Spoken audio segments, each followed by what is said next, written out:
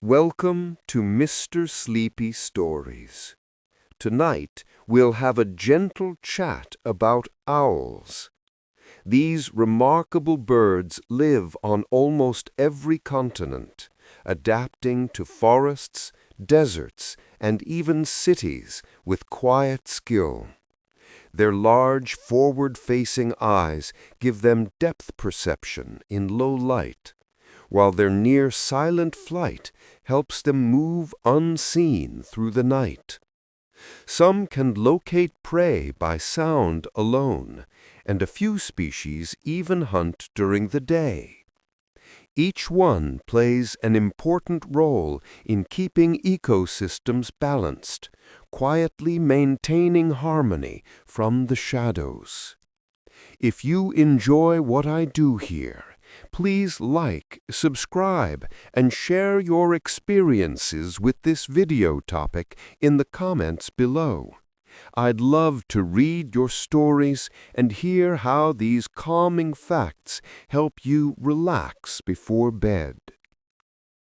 Most animals can look around by simply moving their eyes, but owls can't. Their eyes are locked firmly in place like twin telescopes pointed straight ahead. That's because their eyeballs aren't really balls at all. They're long tubes that sit deep inside the skull. This shape gives owls extraordinary long-distance vision, letting them spot a mouse in dim moonlight from far away. But it comes with one big drawback. They can't glance sideways. To solve that problem, nature gave them an astonishing ability, a neck that can twist up to 270 degrees. That's almost 3/4 of a full circle. Imagine being able to turn your head far enough to look directly behind your shoulder without moving your body. Owls do this effortlessly, and it's part of what gives them that eerily, all-seeing appearance when they perch silently in the dark. Now, you might wonder, wouldn't all that twisting cut off blood to the brain? Amazingly, no. Inside their necks, tiny arteries have special loops that keep blood flowing even during those extreme turns. It's one of evolution's most elegant engineering solutions. So when you see an owl turning its head so smoothly, it isn't being dramatic. It's just doing what its eyes can't. Instead of darting glances, it moves in slow, deliberate rotations, scanning the world in silence. It's a beautiful reminder that sometimes limitation creates grace. The owl doesn't rush to see everything at once. It simply turns patiently until the picture is clear. When most of us blink, our eyelids close completely, shutting out the world for a split second. But an owl can't afford that. In the dark, during a hunt, even a brief blink could mean losing sight of a darting mouse or a flicker of movement below. So instead of relying only on the usual upper and lower lids, owls have something special, a third eyelid called a nictitating membrane. This thin, translucent layer slides sideways across the eye, like a gentle curtain of mist. It's see-through enough that the owl can still watch everything, even as it cleans and protects its eyes. During flight, the membrane sweeps dust, pollen, and bits of debris away from their sensitive surface. It's a built-in windshield wiper, keeping their enormous eyes clear and moist while gliding through air that might be full of insects or wind-blown particles. Humans don't have anything quite like it, though you can find a tiny remnant of it in the inner corner of your own eye, a little pink fold that hints at what we lost long ago. For owls, though, this feature is vital.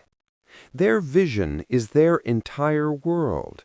Every sound they hear, every movement they sense, all ends with a focused gaze. And because their eyes never move, this protective layer does double duty, guarding their fixed gaze from the strain of constant exposure. It's one of those small, hidden details of evolution that works quietly but perfectly. While we blink, owls simply sweep that silent veil across their vision, never breaking their focus, never losing their calm command of the night. If you look closely at an owl's face, you'll notice it isn't flat or fluffy at random. It's shaped like a perfect circle or heart. That elegant pattern of feathers is called the facial disc, and it's not just for looks. Each feather is positioned with astonishing precision, forming a shallow bowl that gathers sound the way a satellite dish collects signals from space. When a mouse rustles under grass or a beetle clicks in the dark, those tiny vibrations travel through the air. The owl's facial disc catches those faint sounds and channels them straight toward its hidden ears, which are tucked behind the feathers on each side of the head. By slightly tightening or loosening the facial feathers, the owl can fine-tune this natural radar dish, adjusting how sound reaches each ear.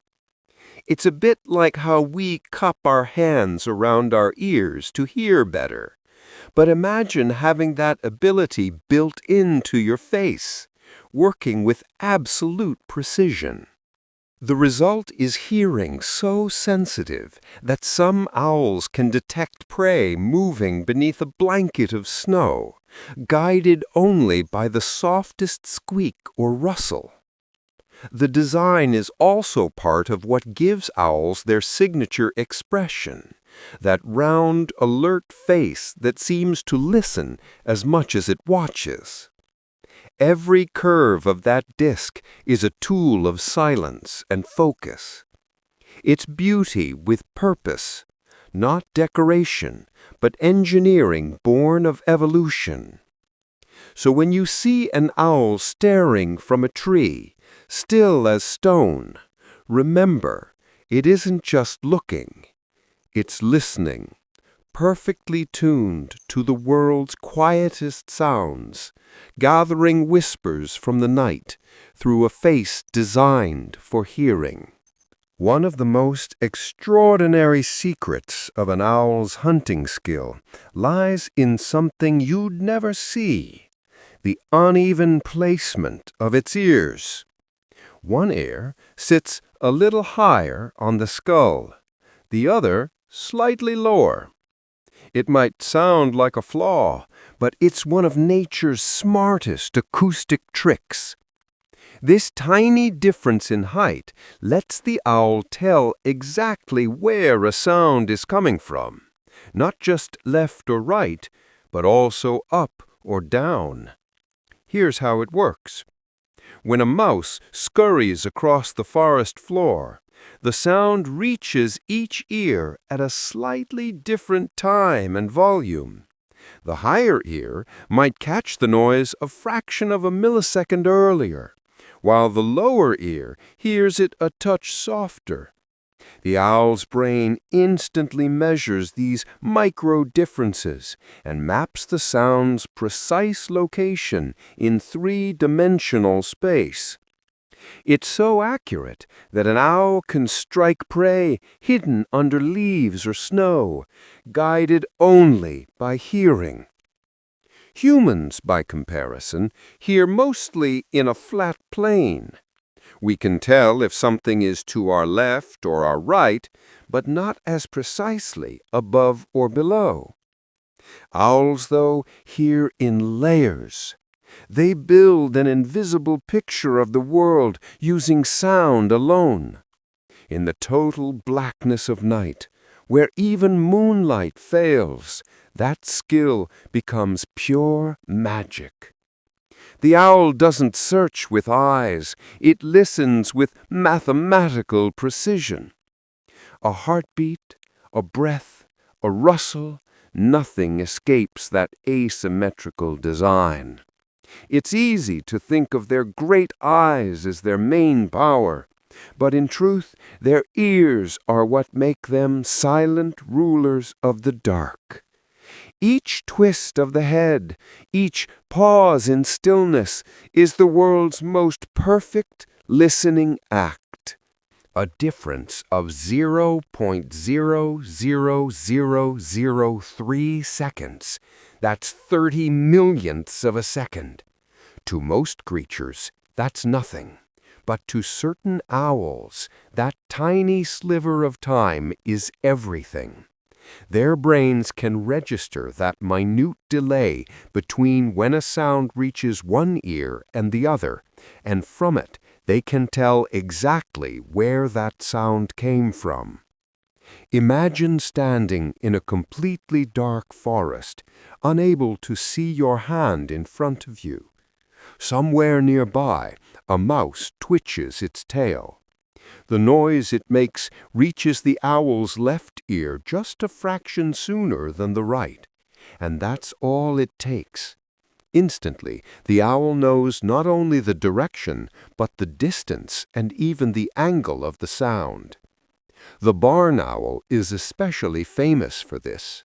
Its brain acts like a living calculator, processing dozens of these micro-delays in real time. Even if a mouse moves beneath grass or snow, the owl's accuracy barely falters. Scientists have tested this by placing prey in complete darkness, and the owl still strikes the exact spot, guided purely by sound.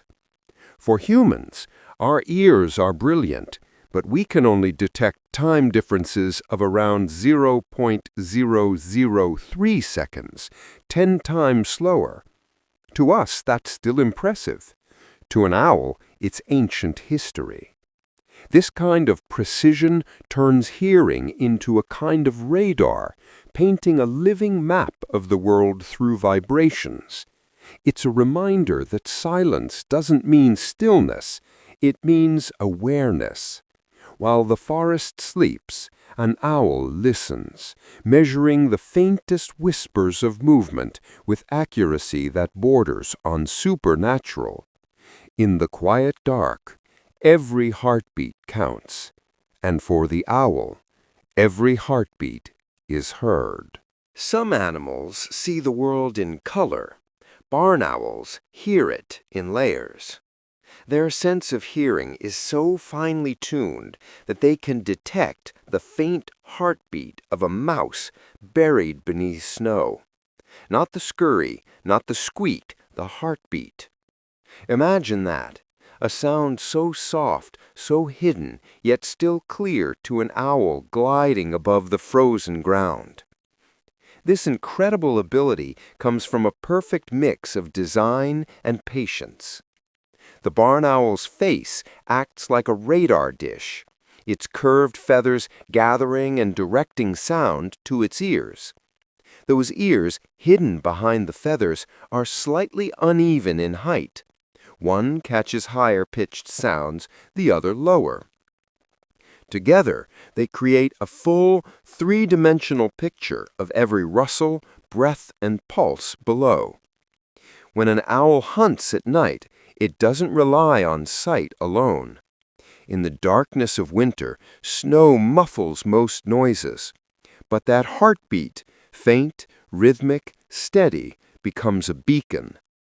The owl listens, hovering almost motionless, then dives with pinpoint accuracy.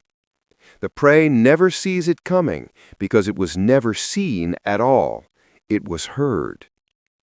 For humans, this level of hearing is unimaginable.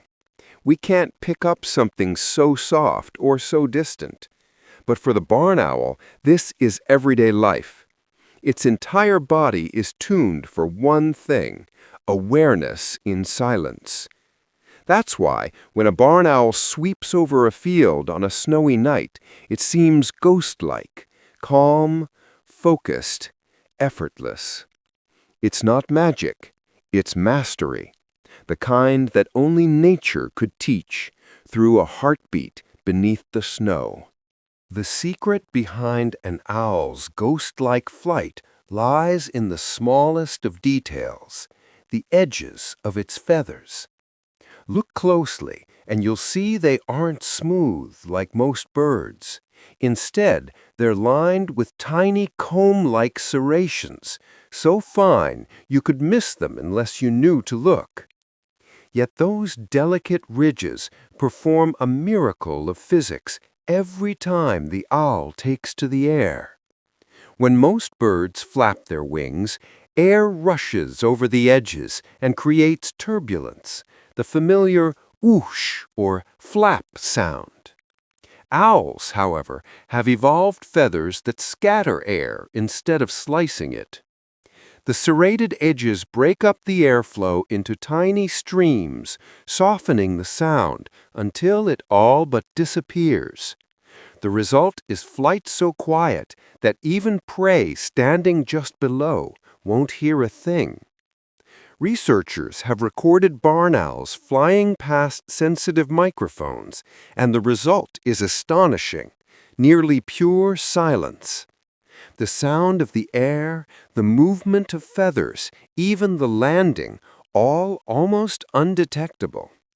Compare that to a pigeon, which flaps noisily just a few meters away, and you realize how advanced this adaptation truly is. For the owl, silence isn't just peaceful, it's survival. A single flap of noise could warn a mouse or vole. Instead, owls glide unseen and unheard, their wings whispering through the night. What's beautiful about this is how effortless it looks. No rush, no drama, just smooth, steady flight. The owl turns the laws of physics into poetry, moving through the darkness with the grace of a shadow. In a noisy world, it reminds us that power can come from quiet, and that sometimes the most effective hunters are the ones you never hear at all. Silence follows an owl wherever it flies, not only because of its wing shape, but because of something softer, almost invisible. Each feather on its body is built like a tiny piece of acoustic foam, designed to absorb sound rather than create it. The texture isn't smooth or glossy like a hawk's or an eagle's. Instead, it's velvety, fringed, and downy, scattering the air's vibrations before they can turn into noise. When air moves across these soft surfaces, it's trapped and muffled within the layers. Even the faint hum of wind disappears into the feather's structure. Scientists who've studied them under microscopes found a fine network of filaments, like miniature sound baffles, that soak up every whisper of turbulence. It's a design so effective that engineers have copied it to create quieter airplanes and wind turbines. For an owl, this isn't a luxury. It's a survival tool. A vole or mouse beneath the grass listens for the slightest rustle that might mean danger. A normal wing beat would give away the predator's position instantly. But an owl's wings produce almost nothing, just the gentlest shift of air. The prey doesn't even know it's been noticed until it's too late. If you've ever watched one glide across a moonlit field, you'll see only the movement, not hear it. The silence feels almost supernatural, but it's really just perfect design. In a world full of sound, the owl moves like a breath, quiet, unseen, and perfectly composed. Its feathers are more than just warmth or beauty. They're the language of silence itself. Nature, it seems, has mastered soundproofing long before humans ever thought to try. Hidden beneath the soft feathers and silent wings lies a power that surprises most people. An owl's grip. Those talons, curved and sharp, can squeeze with a pressure of more than 500 pounds per square inch. For perspective, that's about 5 times stronger than the average human hand, and roughly equal to the bite of a large dog. It's an astonishing force for a bird that often weighs less than a house cat. This strength is how owls hunt so effectively. When they swoop down on prey, the strike isn't just fast, it's final. Their feet snap shut like a trap, and once those talons close, they rarely let go. Special tendons in the legs tighten automatically, locking the claws in place without effort. It's a safety mechanism that keeps the prey secure, even if the owl relaxes its muscles in mid-flight. For smaller creatures, mice, voles, or birds, that grip is overwhelming. The talons pierce and hold in a single motion. For larger prey, the owl might use its weight to press down, crushing bones and immobilizing the catch instantly. Despite that ferocity, owls aren't reckless hunters. They strike only when certain, and they waste no movement. Every ounce of energy is measured, every motion silent and sure. It's fascinating to think that such deadly precision hides beneath the creature so graceful. The owl's strength isn't loud or showy. It's quiet, contained, and exact. Power, in this case, doesn't roar. It whispers. And somewhere in the dark, a pair of talons remind us that true mastery often speaks in silence.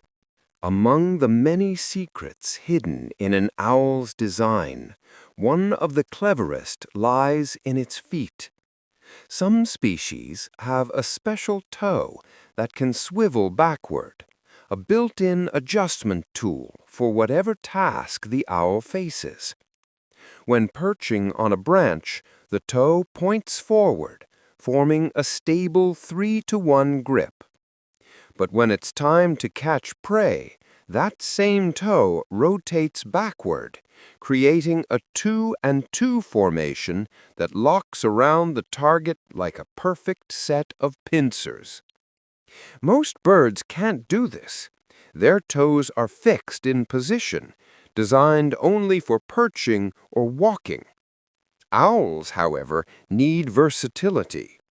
They perch high for hours, then in an instant must transform those resting feet into hunting tools. The rotating toe, called a zygodactyl arrangement, gives them both. With it, they can grab slippery or struggling prey, mice, snakes, even fish, and never lose control mid-flight. Think of it like a thumb that changes sides when you need a stronger grip. Humans can grasp because of opposable thumbs. Owls achieve a similar precision with that rotating toe. It's a tiny movement that turns balance into strength. When perched, this flexibility also helps them stay steady on uneven surfaces, bark, branches, or rocky ledges. Their feet mold to whatever they stand on, spreading pressure evenly so they can rest for hours without strain. What's remarkable is how quietly this adaptation works. You'll never hear it or see it move, but it's there, waiting, shifting in an instant when instinct calls. In the soft stillness of night, the owl's rotating toe is a reminder that even the smallest changes in nature can make the greatest difference, a silent hinge on which survival turns. Inside the fierce, silent hunter that is the great horned owl lies a detail most people never imagine. A tongue lined with tiny backward-pointing barbs. These small hook-like projections help the owl do something simple but essential: move its food smoothly down the throat. Owls don't chew. Their beaks carry food into chunks, or when the prey is small enough, they swallow it whole. That's where the barbed tongue comes in. As the owl swallows, the barbs catch on to bits of fur, feathers, and flesh, pulling everything downward with each movement. It's like having a built-in conveyor belt that keeps food from slipping back out. In the great horned owl, these barbs are especially well developed because this species hunts a wide range of prey, from mice and rabbits to birds and snakes. The tongue works alongside a muscular throat that pushes food deeper, ensuring nothing is wasted. Later, what can't be digested, bones, fur, or feathers, is neatly packed into a small pellet and coughed up, leaving the stomach ready for the next meal. Humans use chewing, saliva, and gravity. Owls rely on barbs, muscles, and precision. It's a completely different system, but one that works beautifully for their hunting lifestyle. If you ever look closely at a photo of a great horned owl mid-meal, you might see the hint of that tongue. Strong, pinkish, and curved backward, guiding its catch deeper. It's not something we associate with grace, yet it fits perfectly into the owl's design. Efficient, quiet, and purposeful. Even in the smallest details, a tongue, a barb, a swallow, the owl reminds us that nature leaves nothing to chance. Every part has a role, and every role serves the silence. Swallowing an entire animal may sound unthinkable to us, but for an owl, it's simply dinner as usual. When an owl catches its prey, a mouse, small bird, or insect, it doesn't tear it apart or chew. Instead, it tilts its head back and swallows the meal whole, bones, fur, and all. It's an efficient way to eat, but the real magic happens afterward, deep inside the owl's body. Once the meal reaches the stomach, digestion gets divided into two parts. One section handles the soft tissues, meat and organs, breaking them down for nutrients. The other, tougher section deals with what can't be digested: the bones, teeth, feathers, and fur. Those indigestible pieces are compacted together into a small, smooth mass called a pellet. After several hours, the owl quietly brings it back up, unharmed, and drops it beneath its perch. It might sound unpleasant, but these pellets are treasure troves of information. Scientists and students dissect them to discover exactly what an owl has been eating, tiny skeletons, skulls, and all. From this, researchers can map local food chains and learn which species are thriving or declining in the area. For the owl, though, it's simply part of routine maintenance. Regurgitating pellets clears the stomach, keeping digestion clean and efficient for the next hunt. Nothing dramatic, just quiet recycling in nature's own way. It's fascinating to think that something as ordinary as an owl's pellet holds clues to the balance of entire ecosystems. Even in what it discards, the owl plays its part in the cycle of life, a silent hunter, leaving behind quiet stories in the form of tiny, perfectly packed bones. Every time an owl drops a pellet, it leaves behind a small record of life in its territory. Those grayish lumps might not look like much, but to scientists, they're nature's data logs, tiny archives of what's been happening in the ecosystem. Inside each one are bones, teeth, fur, and feathers from the owl's latest meals, carefully wrapped and expelled after digestion. When researchers collect these pellets and examine them under microscopes, they can identify which animals the owl has eaten. Field mice, shrews, voles, small birds, even insects. By comparing hundreds of pellets from different places and seasons, scientists can build a detailed map of the food web. They can tell which species are common, which are rare, and how populations rise or fall over time. In some schools, students get to experience this firsthand.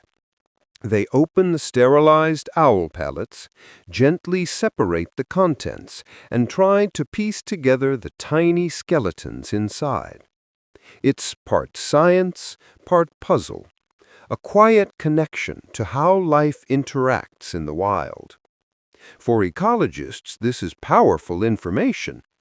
Owls are efficient hunters and cover large areas, so their pellets represent a snapshot of everything living in that habitat. Without setting a single trap or disturbing the environment, humans can learn about entire ecosystems simply by studying what the owl leaves behind. It's humbling, really, that an owl hunting silently in the dark can become an ally in understanding the world. The owl doesn't know it's contributing to science. It's just living, eating, surviving. Yet through those pellets, it speaks volumes about the hidden patterns of life, proof that even the quietest creatures can leave remarkable traces behind. An owl's stomach isn't as powerful as you might think. Unlike hawks or eagles, which can dissolve almost everything they eat, an owl's digestive system takes a gentler approach. Its stomach acid is weaker, meaning that hard materials like bones, teeth, and fur don't break down completely. Instead, these bits remain intact and are later expelled as compact pellets. At first glance, that might seem like a disadvantage. Why not just digest everything and take in more nutrients? But nature rarely makes mistakes. This milder digestion actually protects the owl from the sharp edges of bones or claws that could harm its stomach lining. By wrapping undigested material into tidy little bundles and releasing them safely, the owl keeps its body clean and efficient without wasting energy on unnecessary breakdown. Other birds of prey, like falcons, rely on strong acid to dissolve nearly all their food, leaving almost no trace. Owls, on the other hand, trade intensity for balance, eating often, digesting softly, and maintaining a rhythm that suits their nightly hunts. This difference also has an unexpected benefit for science and for the land itself. Those pellets, filled with remains that stronger acid would have destroyed, give us perfect mini snapshots of the creatures living nearby. Each one is evidence of how energy moves through an ecosystem. It's a beautiful irony. What the owl can't digest becomes the very thing that reveals how nature works. Weak acid, strong design. Proof that perfection isn't always about power, but about harmony. The owl's system may be softer, slower, and less forceful, but in that quiet efficiency, it's found the perfect balance between strength and simplicity. When an owlet hatches, it enters the world covered in the softest layer of down. A fuzzy, fragile coat that looks almost like smoke. But those tiny feathers don't all grow at once. They appear in gentle waves, layer after layer, each one serving a quiet purpose in helping the chick regulate its body temperature as it matures. At first, the newborn's down is thin and patchy, enough only to hold a bit of warmth from the nest and its mother's body. As days pass, new waves of down begin to grow beneath the first, filling out the fluff into a thick, insulating blanket. Each stage overlaps the next, creating a living layering system that traps warm air close to the skin, nature's version of wearing several soft coats at once. This design is crucial, especially in colder climates or open nests exposed to wind. While the parent owl may leave to hunt, the owlets can rest in safety and warmth, protected by these evolving feathers. By the time their adult plumage begins to form, their temperature control is already steady and efficient. Humans rely on blankets and shelter. Owlets rely on timing and texture. The rhythm of their feather growth is almost musical, a natural harmony between development and survival. And as they grow, those soft waves slowly give way to sleek adult feathers, signaling the next stage of independence. What began as warmth became wings for flight.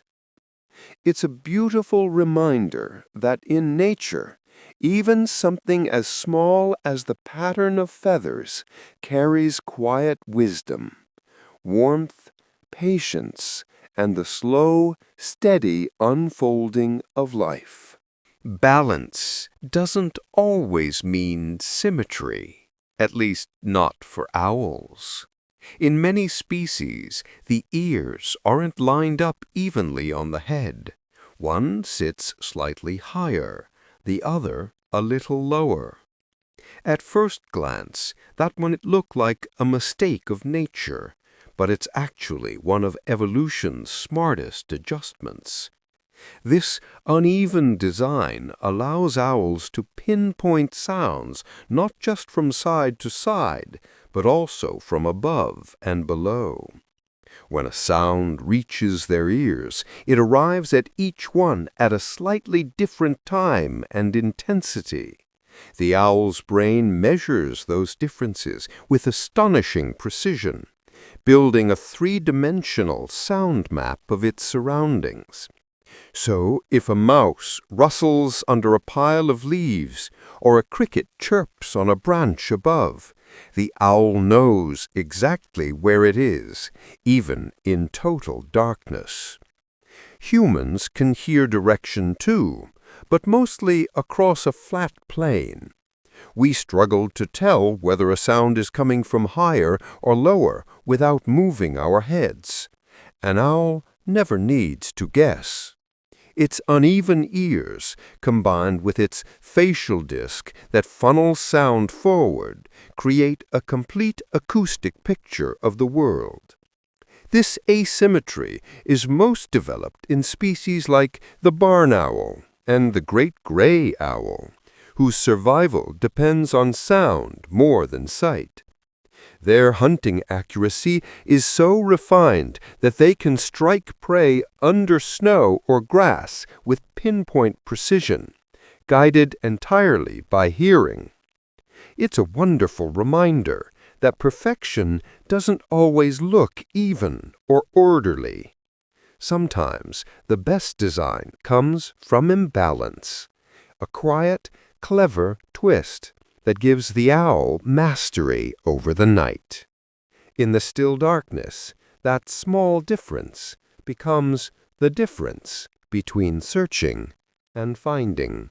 Most people picture owls as creatures of the night, silent hunters gliding under the moon. And that's true for most species. But not all owls wait for darkness to hunt. More than 20 kinds prefer the daylight, chasing prey under blue skies rather than starlit ones.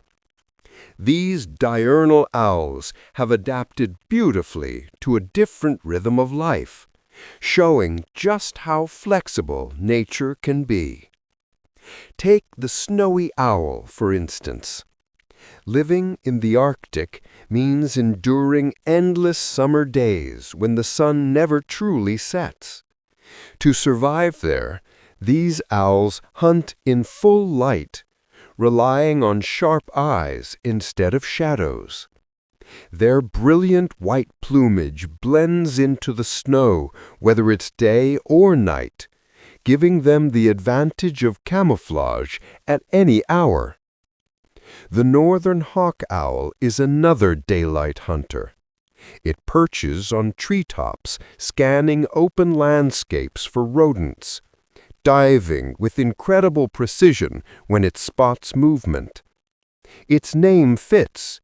It hunts more like a hawk than the typical night owl, combining speed and accuracy under the sun. These day-active owls have subtle differences from their nocturnal relatives. Their eyes are often smaller and less sensitive to low light, and their feathers may offer more protection from glare. Still, they share the same silence, grace, and purpose as their nighttime cousins. What's fascinating is how adaptable owls are to their environments. Some thrive in the dark, guided by sound. Others rise with the daylight, trusting sight. Together, they prove that being an owl isn't about when you hunt.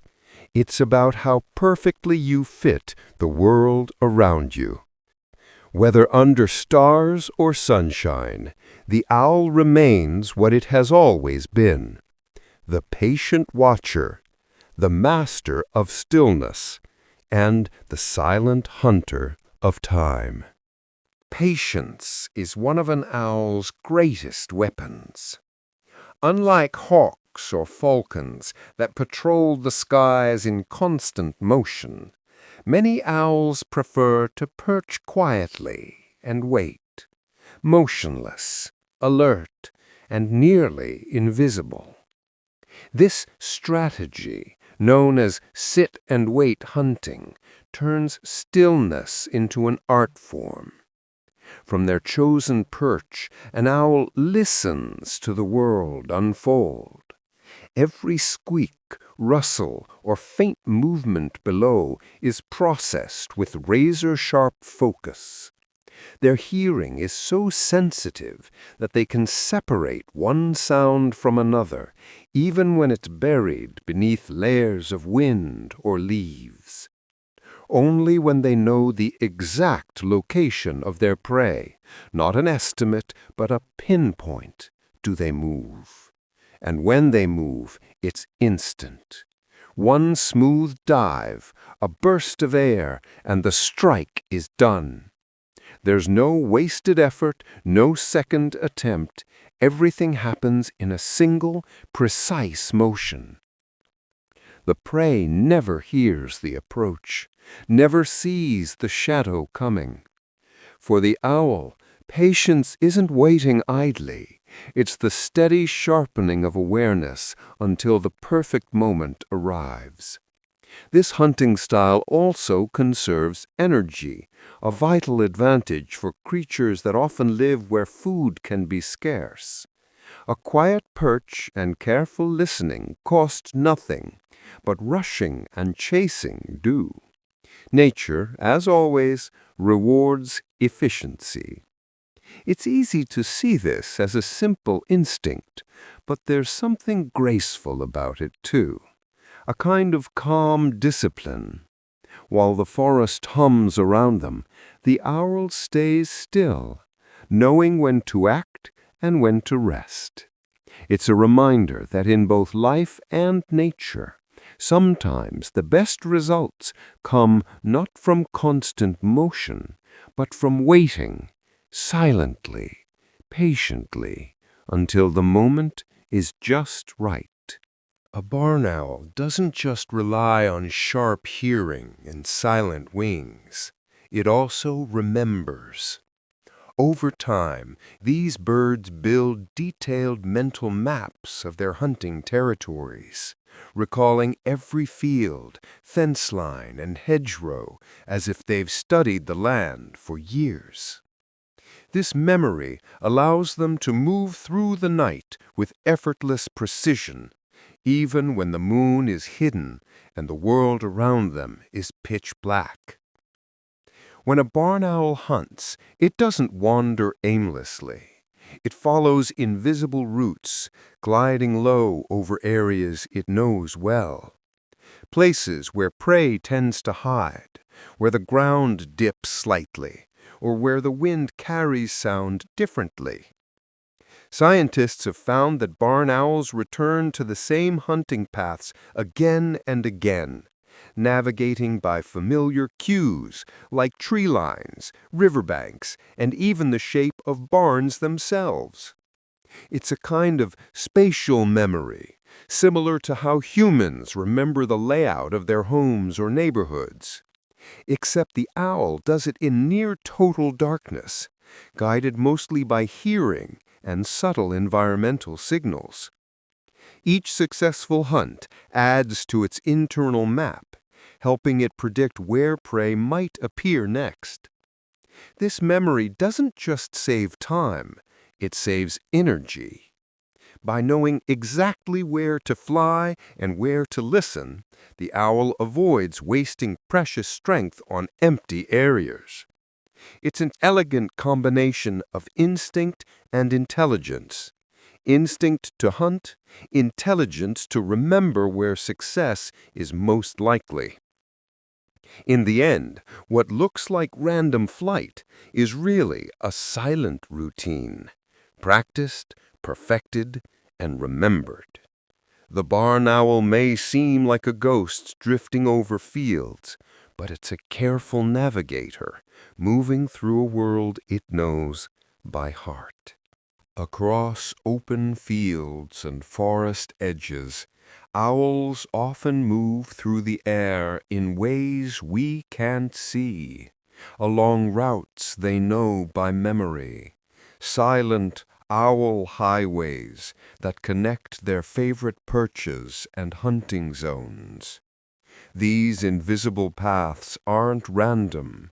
They're carefully learned patterns, followed night after night, guiding the owl through familiar spaces with absolute precision.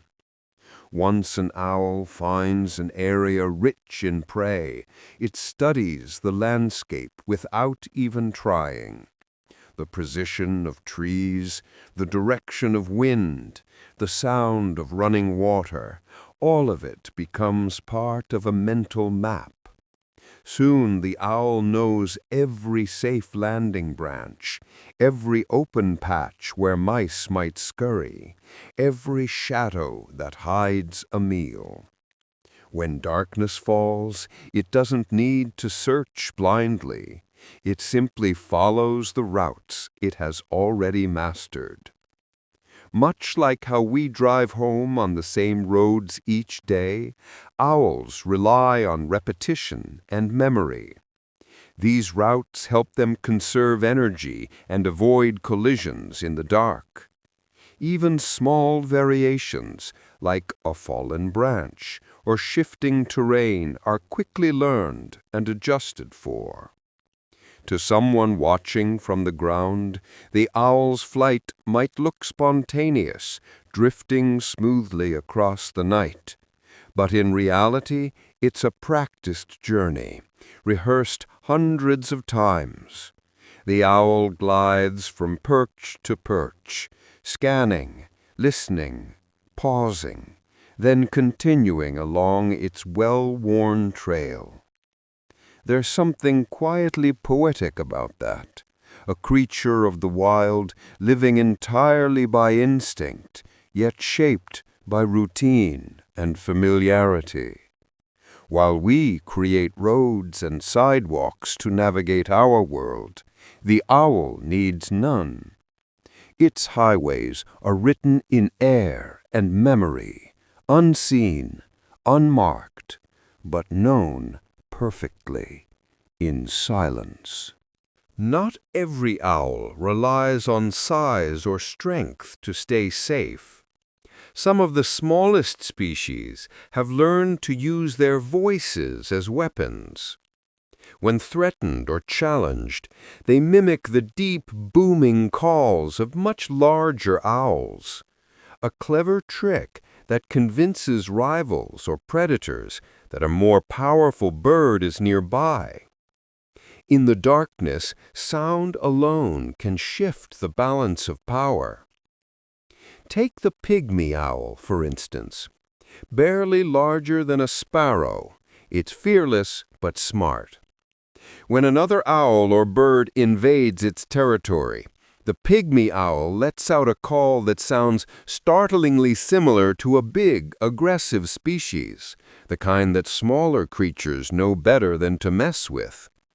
The intruder, fooled by what it hears, often backs off without ever realizing the truth. This kind of mimicry isn't limited to owls. Many birds, like mockingbirds or starlings, imitate sounds around them for communication or advantage. But when an owl does it, it's not for show. It's a survival strategy, honed by generations. In a world where visibility is low and danger can come from any direction, a convincing sound can mean the difference between a safe night and a deadly encounter. The idea of a tiny owl scaring off bigger rivals with nothing more than a voice is a perfect reminder of how intelligence takes many forms in nature. Not every battle is won with strength. Some are won with creativity. In the quiet forests where echoes carry far, a single call can rewrite the pecking order. And for a small owl pretending to be mighty, the voice becomes more than communication. It becomes armor, echoing confidence into the night. When a burrowing owl tilts or bobs its head up and down, it might look like it's curious or confused, but it's actually performing a remarkable visual calculation. Because owls' eyes are fixed in their sockets, they can't move them the way humans do. So instead, these clever birds move their whole heads to gauge how far away something is. Each bob gives their brain new angles to process, helping them judge distance with pinpoint accuracy. This behavior, called motion parallax, allows the owl to create a three-dimensional view of its surroundings. As it bobs and sways, nearby objects appear to shift more than distant ones, helping it measure how far away potential prey or obstacles might be. For the burrowing owl, which spends a lot of time close to the ground, this skill is crucial for survival. It ensures that every pounce or dive is perfectly timed. Humans do something similar, though we rarely notice it. When trying to focus on something close or far away, we might lean slightly forward or tilt our heads for a better look. The owl's version just looks a little cuter, a rhythmic, deliberate dance of focus. For a bird that lives in open plains and grassy burrows where small movements can mean the difference between catching a meal and missing it, this habit is both simple and brilliant. The next time you see an owl bobbing its head like it's nodding to invisible music, know that it's doing geometry in motion, quietly measuring its world one careful movement at a time. In the stillness of the night forest, a soft trill echoes, but finding where it came from isn't easy. That's because the screech owl, one of nature's most cunning little birds, has mastered a trick that humans call ventriloquism. With subtle control over its voice, it can project sound in a way that makes it seem to come from somewhere else entirely. For predators trying to locate it, this illusion is frustrating. The owl's call may seem to drift from one tree, then another, or even from above or below. In reality, the bird hasn't moved at all. By adjusting the shape of its throat and the direction of its beak, it changes how sound travels through the air. The result is confusion, a ghostly voice that refuses to stay in one place. Screech owls use this not only to avoid danger, but also to disguise their position when defending a territory or attracting a mate. A rival might search for the source of the call only to find empty branches and shadows. To the human ear, it's an eerie, haunting sound, beautiful, yet hard to pin down. This kind of vocal control shows just how complex these small owls truly are. While many birds rely on camouflage or flight to escape, the screech owl uses deception. It turns sound into a shield, manipulating its environment through clever acoustics. There's a quiet genius in that. In a world full of noise and threat, the screech owl survives not by fighting, but by confusing. A master illusionist of the forest, speaking softly and vanishing into its own echo. Few animals in the bird world inspire as much awe as the Eurasian eagle owl. With wings stretching nearly 2 meters across and talons the size of a human hand, it's one of the largest owls on Earth. While most owls stick to small mammals and birds, this giant has been known to hunt something far more surprising: young deer. Researchers and wildlife observers have recorded rare but astonishing moments when an eagle owl silently descends upon a fawn, striking with immense force. The attack is fast and precise, a blend of power and technique. Using its massive talons, the owl grips tightly at the neck or shoulders, immobilizing its prey almost instantly.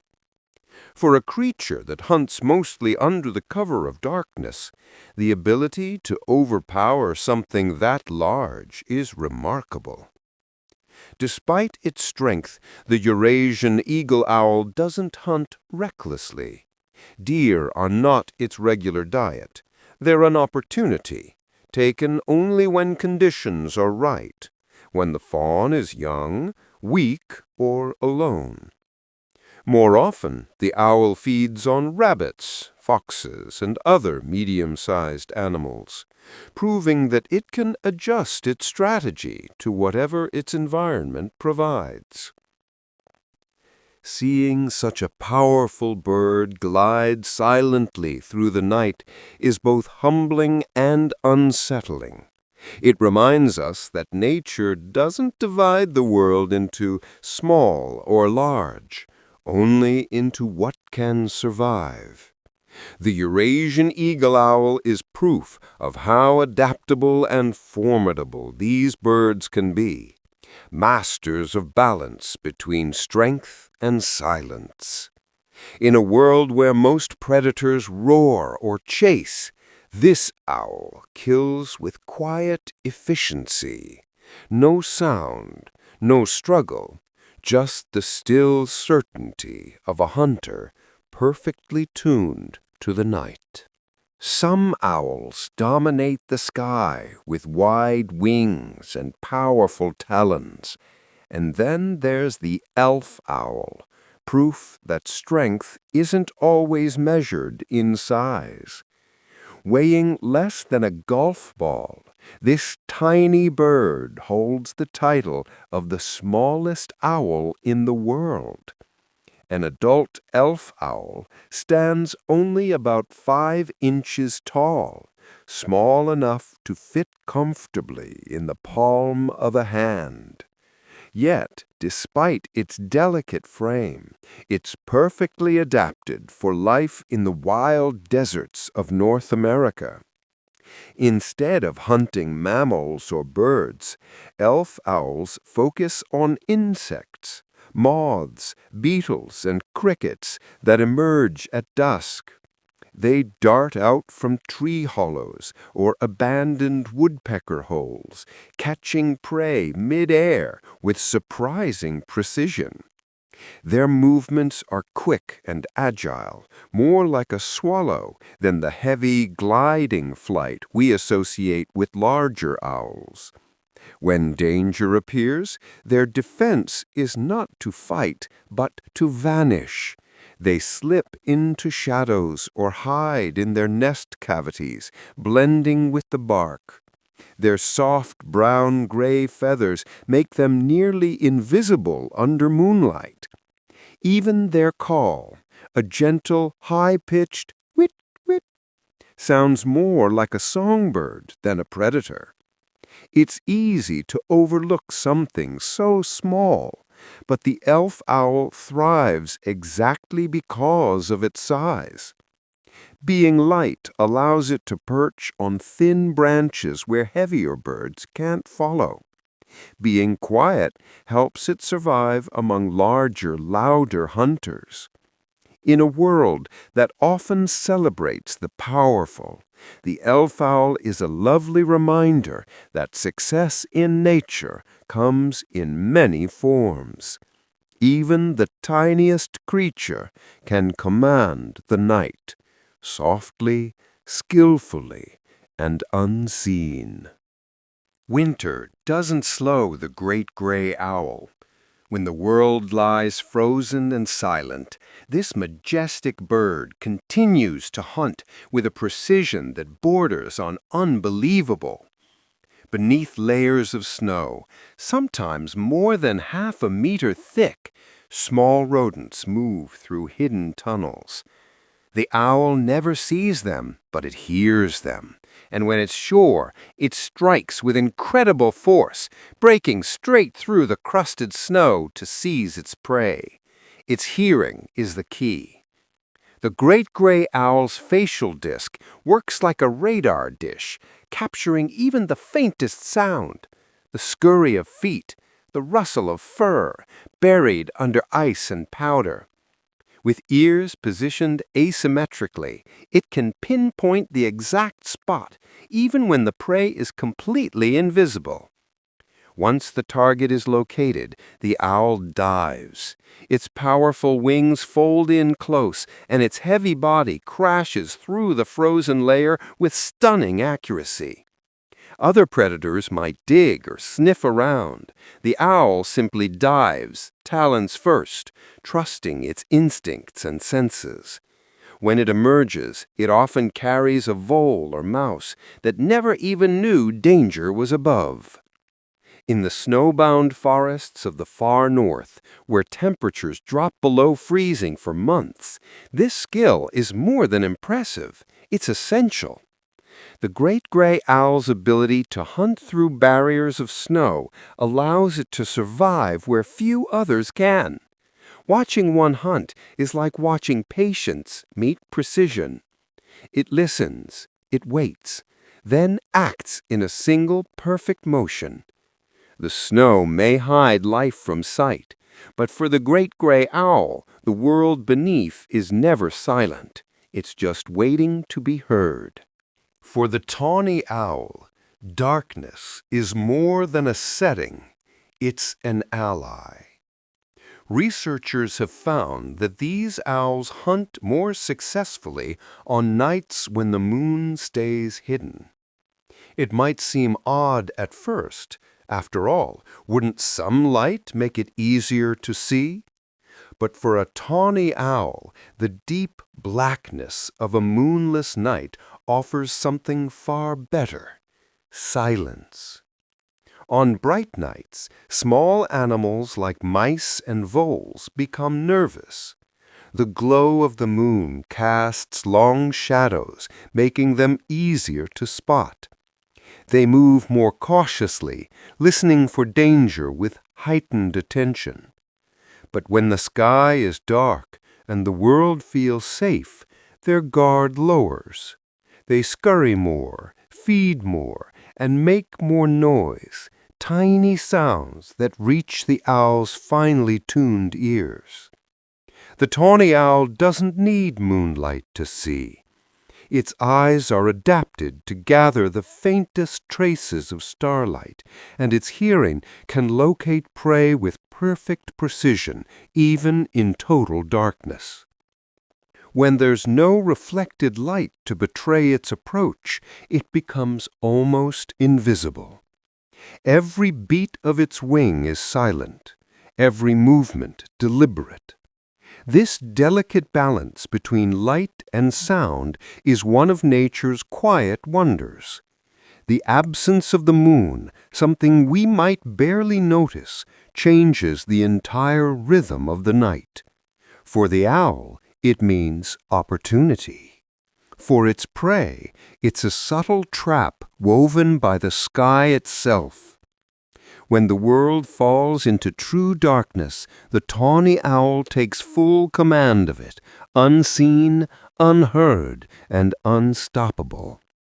It's a perfect reminder that sometimes the darker the night, the sharper the hunter's edge. Deep in the forest, an owl's meal doesn't always end when its hunger fades. Some species have learned to plan ahead, storing their extra catches in tree hollows or crevices, a behavior known as caching.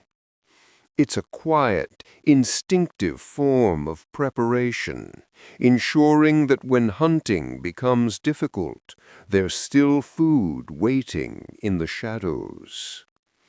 Owls like the northern hawk owl and the great gray owl are known for this clever habit. After a successful night of hunting, they sometimes catch more prey than they need and tuck the leftovers away in cool, hidden spaces. Tree hollows, cracks in bark, or even snowbanks become natural refrigerators, preserving the food for days or weeks. When weather turns harsh or prey grows scarce, the owl simply returns to its hidden pantry. Caching requires memory and awareness, two things owls have in abundance. They remember where each stash is hidden, and often revisit several locations across their territory. It's a survival strategy that turns foresight into safety, especially in northern regions where winters can silence the forests and bury the fields under ice. Humans might call this planning, but in nature it's instinct wrapped in intelligence. The owl doesn't store food because it worries. It does so because time has taught its species that abundance never lasts. There's something profoundly wise about that. A creature living moment to moment, yet always prepared for the next one. In its hollowed tree, the owl's quiet cache waits patiently, a symbol of foresight in a world that thrives on rhythm, not rush. Even in stillness, the owl prepares, silent, efficient, and always one step ahead of the cold. In the wild, even decay serves a purpose. Some owls have discovered an unusual yet effective way to provide for their young by lining their nests with the bodies of prey. It may sound grim, but there's a method behind it. As the remains begin to decay, they attract insects, creating a living pantry for hungry chicks that are still too small to hunt on their own. For species like barn owls or burrowing owls, this behavior turns what might seem like waste into nourishment. The adult owl brings back mice, birds, or beetles, and while some become meals for the family, others are carefully left around the nest. Within a few days, the scent draws flies, beetles, and larvae, soft, easy-to-eat protein for growing owlets. This is nature's quiet recycling system. What begins as one creature's end becomes another's beginning. The adults don't need to constantly hunt tiny prey for their chicks. Instead, they create a self-sustaining food source right where it's needed most. For a nest filled with mouths to feed, every bit of energy saved counts. It's also a remarkable example of how instinct carries intelligence. The owl doesn't reason it out consciously. It's guided by inherited wisdom, shaped through generations. The result is an efficient, low-risk strategy that helps ensure survival in unpredictable conditions. To human eyes, it may seem macabre, but in nature, nothing is wasted. Every sound, movement, and even silence fits into the larger rhythm of life. The owl's nest, lined with remnants of past hunts, is more than a nursery.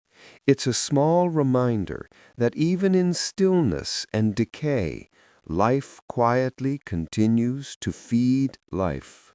Across the African savanna, towering mounds of hardened earth rise like miniature fortresses. They're built by termites, but once abandoned or hollowed out, they often find new tenants, among them owls. Certain African species, such as the African barred owlet and pearl-spotted owlet, turn these earthen towers into perfect nesting sites.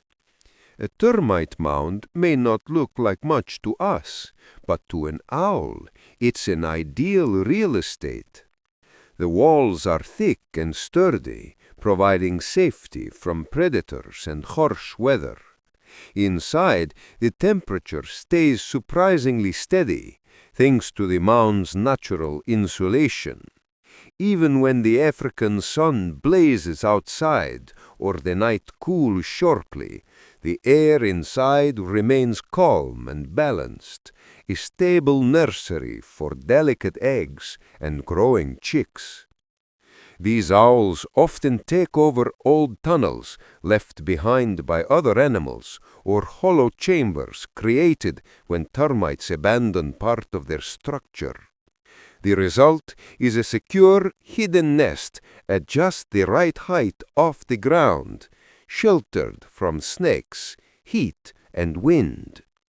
It's a perfect example of how animals make use of what's already there, turning another species' creation into an opportunity. What's remarkable is that this isn't an act of chance, but of adaptation. Over generations, certain owls have learned to seek out these mounds instinctively, knowing their benefits without ever being taught. In nature, no space is wasted, and no effort stands alone. The termites build for their own colony, but their architecture continues to serve long after they've moved on. For the owl, it's not just a nest, it's a borrowed home, proof that survival often comes not from force, but from finding harmony within the work of others. Across wide grasslands and marshes, where the wind moves in waves, the short-eared owl performs one of the most graceful courtship displays in the bird world. During breeding season, males rise high into the air, then swoop, glide, and suddenly clap, snap their wings together above their heads. The sound echoes faintly across the open fields, part display, part declaration. It's their way of saying, this sky, this space, this heart, they're mine. Unlike most owls that hunt by night, short-eared owls are often active during daylight or dusk. Their aerial shows are designed to be seen and heard by watching females and rival males. The display is a blend of power and precision, smooth gliding, rapid flapping, and those sharp wing claps that seem almost impossible mid-flight. Each clap is made when the primary feathers strike together in a quick burst of motion, a brief applause in the open air. It's not just about attraction, it's also a warning. The sound carries far, signaling other males to keep their distance from the owl's chosen nesting grounds. When successful, the performance ends with a soft landing near the female, where the male might present a small gift, a freshly caught mouse, as a final gesture. What's beautiful about this ritual is how expressive it feels. A creature built for stealth and silence transforms into something bold and rhythmic, using air, sound, and motion to communicate. It's proof that even among predators of the night, there's room for grace, a reminder that nature doesn't just survive, it celebrates. Each year, as the seasons shift, a tiny traveler takes to the skies on a journey that spans thousands of kilometers. The flammulated owl, a small flame-colored species scarcely larger than a clenched fist, migrates between the cool forests of North America and the warmer regions of Central America. Despite its size, it accomplishes one of the most remarkable feats in the owl world, a long-distance migration guided only by instinct and starlight. During the spring and summer, these owls breed in the pine and fir forests of the western United States and Canada. As autumn approaches and insects become scarce, they begin their southward voyage. Traveling mostly at night, they rely on a mix of celestial cues, magnetic sensitivity, and inherited memory to find their wintering grounds in Mexico and Guatemala. For a bird that weighs less than a tennis ball, the distance, often over 2,000 kilometers, is astonishing. Unlike many larger birds that rely on open skies and steady winds, the flammulated owl moves quietly between forest corridors, stopping to rest and feed along the way. It's a migration that takes both patience and resilience. These tiny owls must navigate storms, changing temperatures, and the vastness of landscapes that seem endless from above. When spring returns, so do they, back to the same regions, sometimes even the same trees where they raised their chicks the year before. It's a cycle written in their instincts, a soft rhythm of departure and return.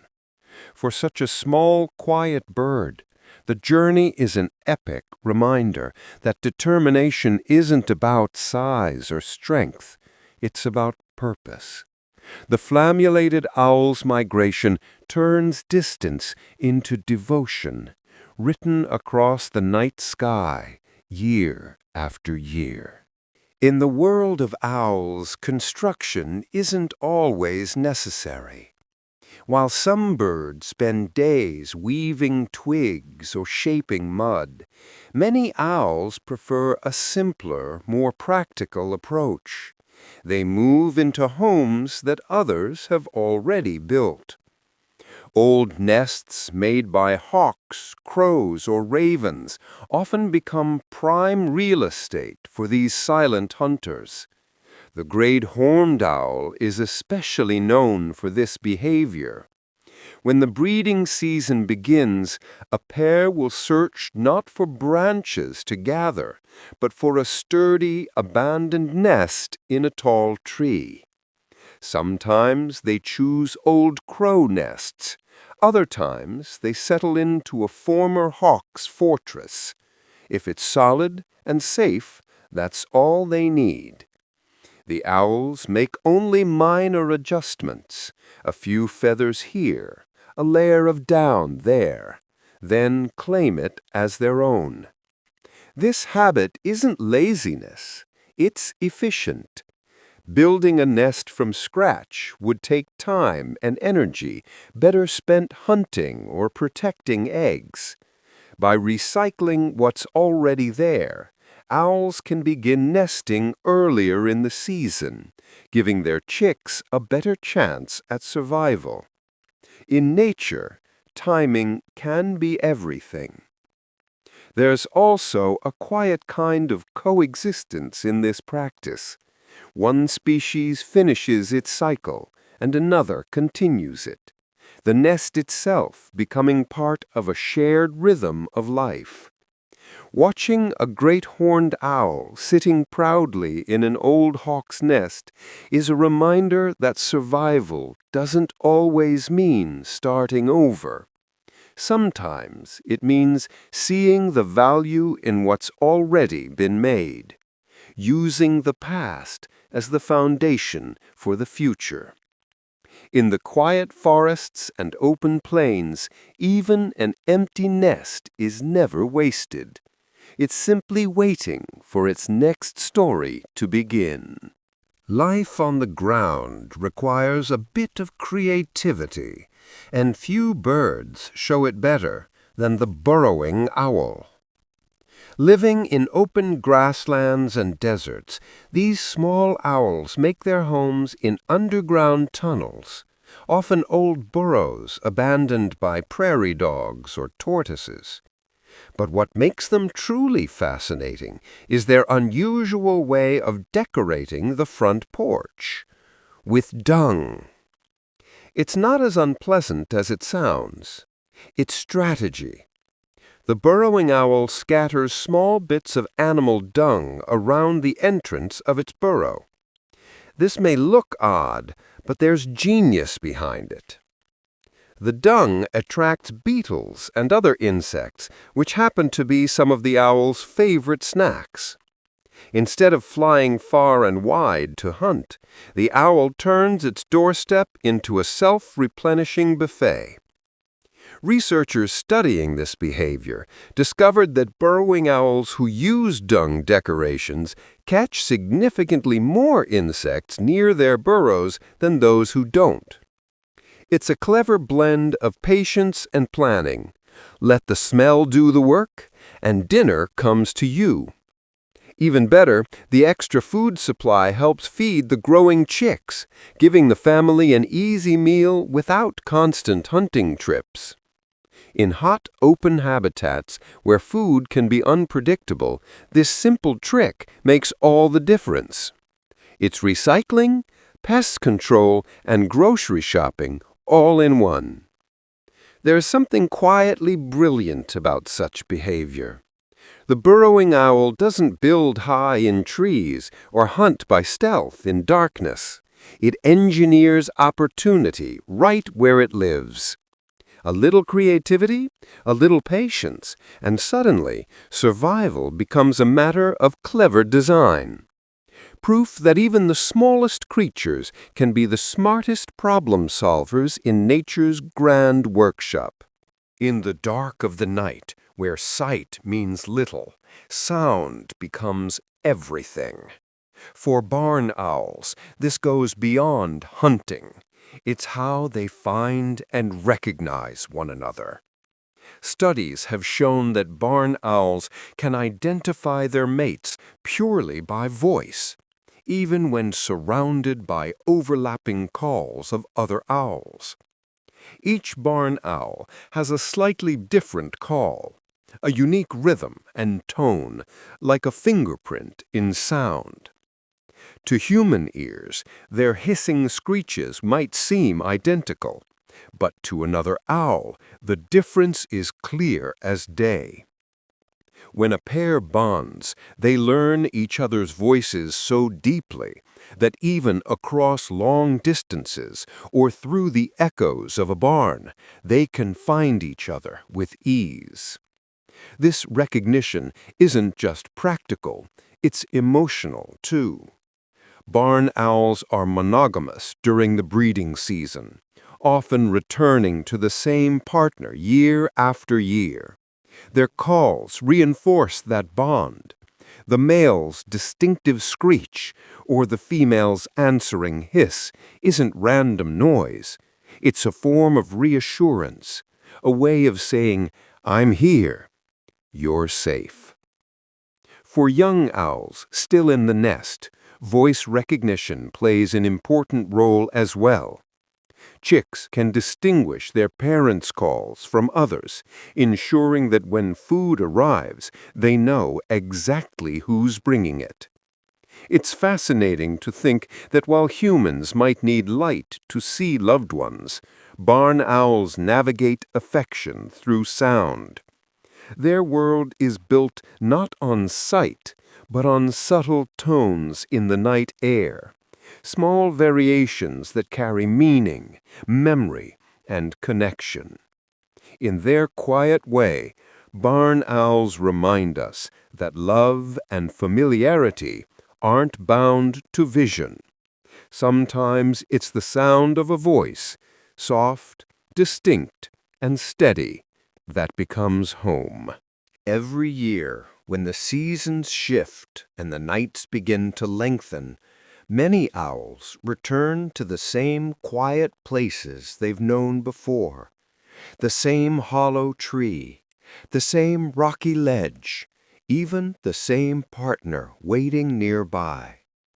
For many owl species, love and loyalty aren't fleeting, they last for life.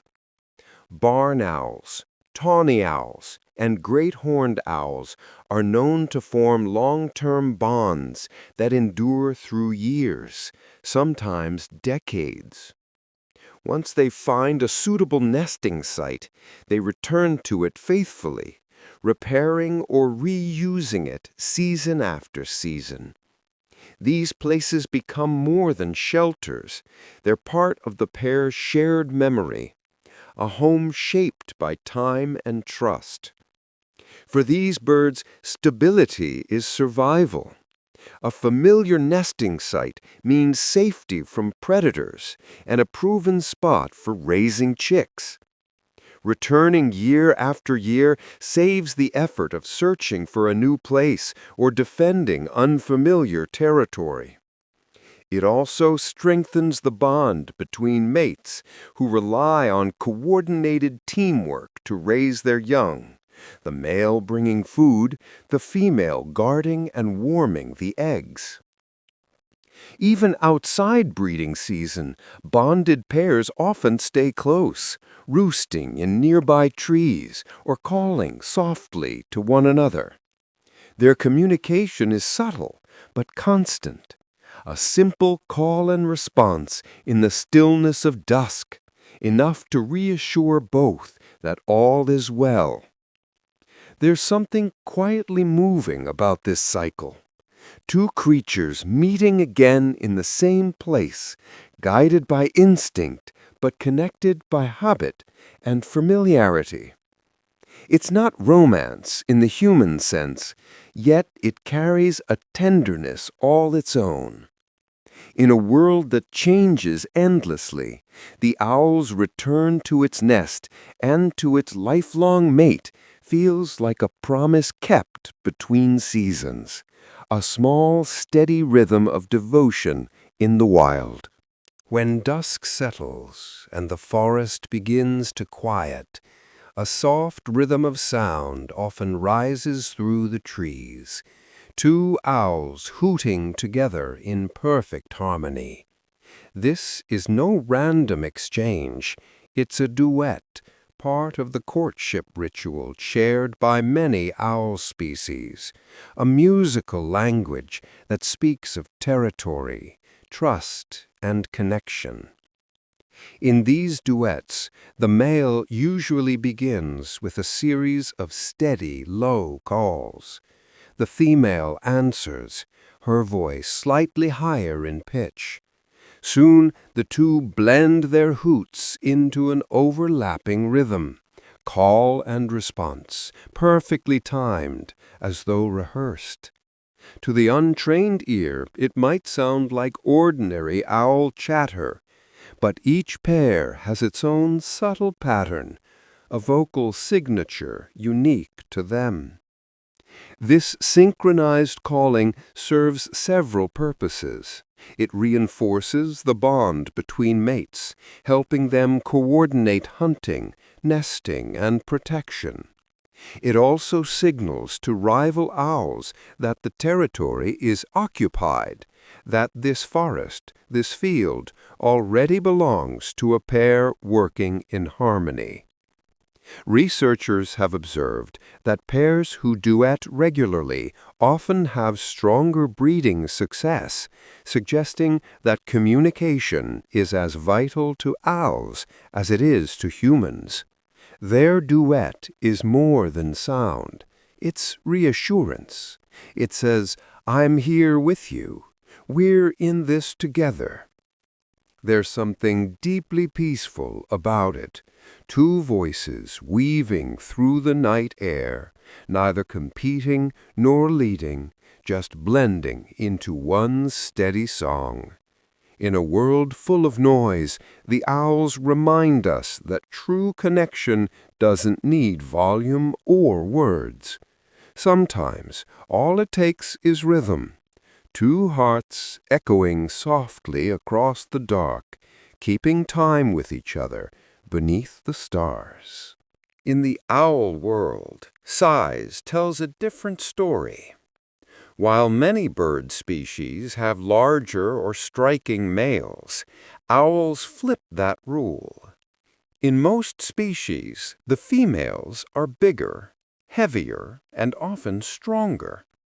The difference might not be obvious at a glance, but it's consistent across nearly every kind of owl, from the tiny elf owl to the mighty great horned. Scientists believe this size reversal has evolved for practical reasons. During nesting season, the female spends long periods guarding the eggs and chicks, while the male hunts and delivers food. Her larger body helps her conserve warmth and protect the nest from predators.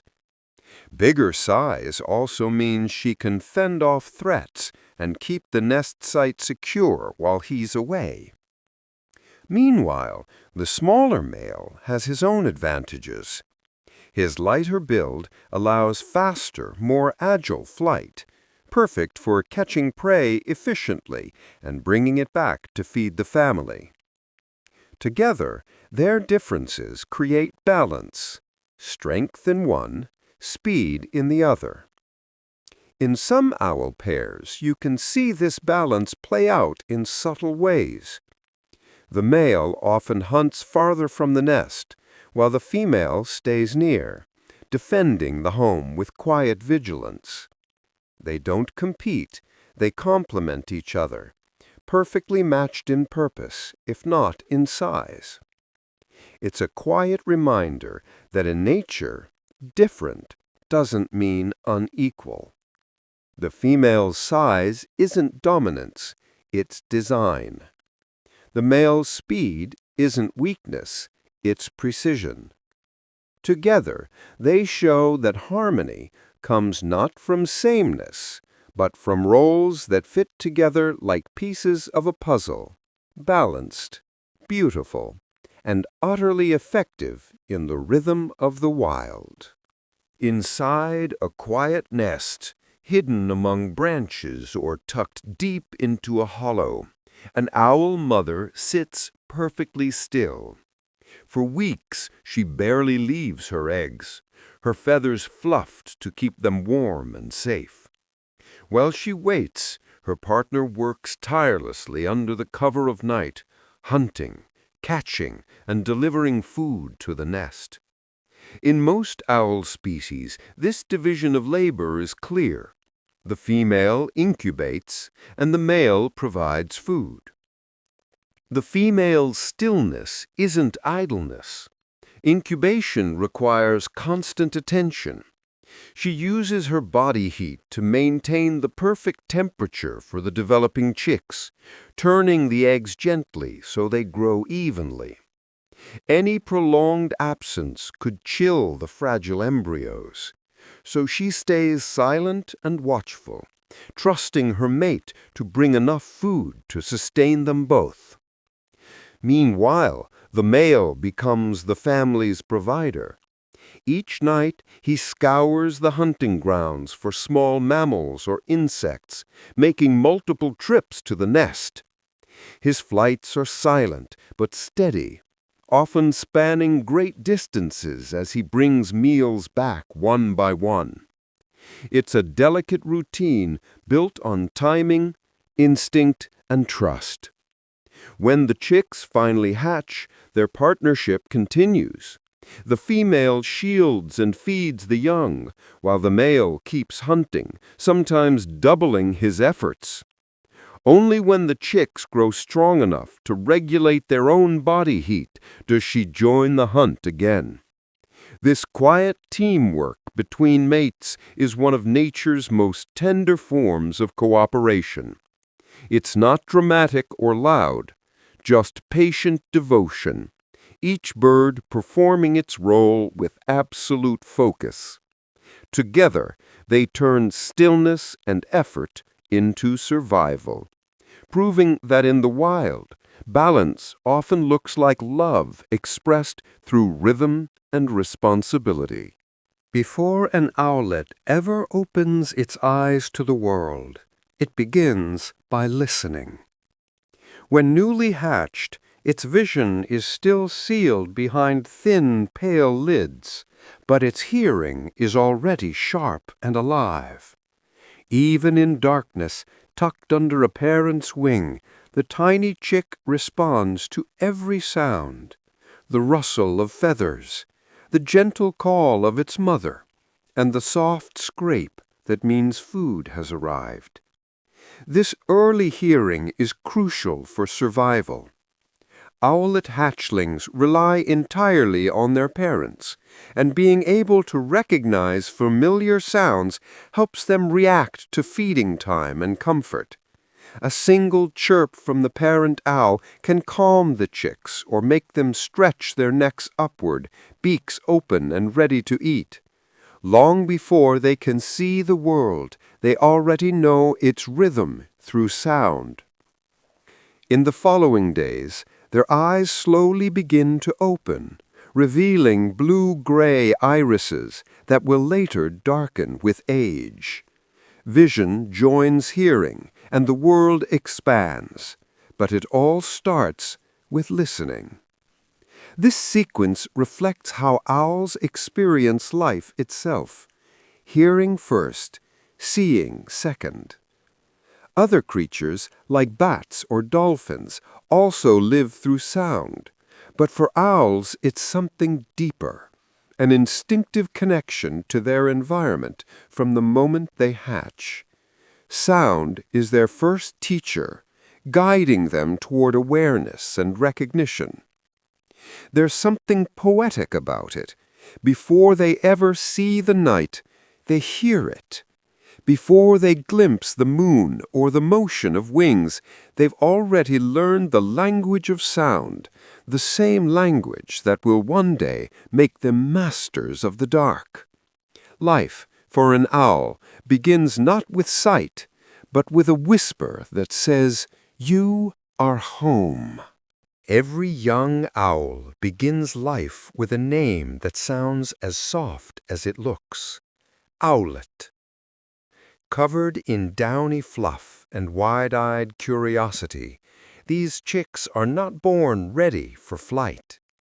Their wings take time to strengthen, but that doesn't stop them from exploring. Long before they can soar, owlets learn to climb. Using a mix of determination and instinct, they pull themselves up nearby branches with their sharp little talons and curved beaks. This behavior, called branching, happens a few weeks after hatching. It's their first real taste of independence, a chance to practice balance and strength while staying close to the nest.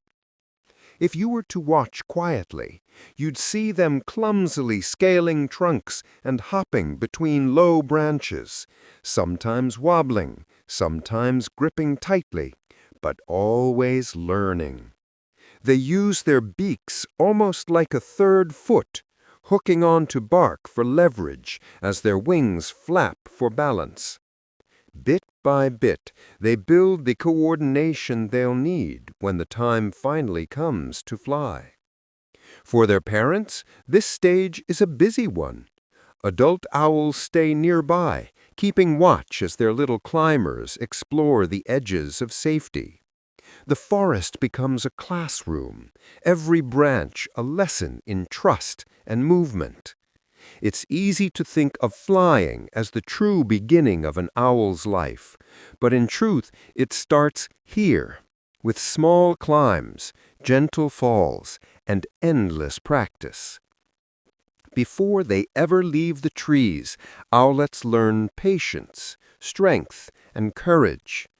Their climb mirrors our own paths in life, progress made not in leaps, but in steady, brave little steps upward, one branch at a time, guided by instinct and the promise of the open sky.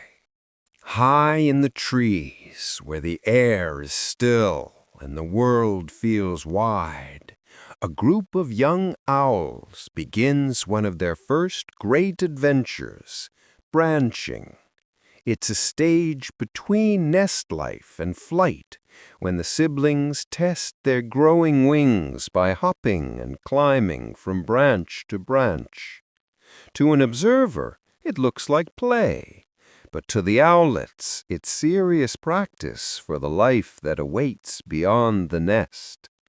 They use their talons to grip tightly, their wings to steady themselves, and their beaks for balance as they wobble across the branches.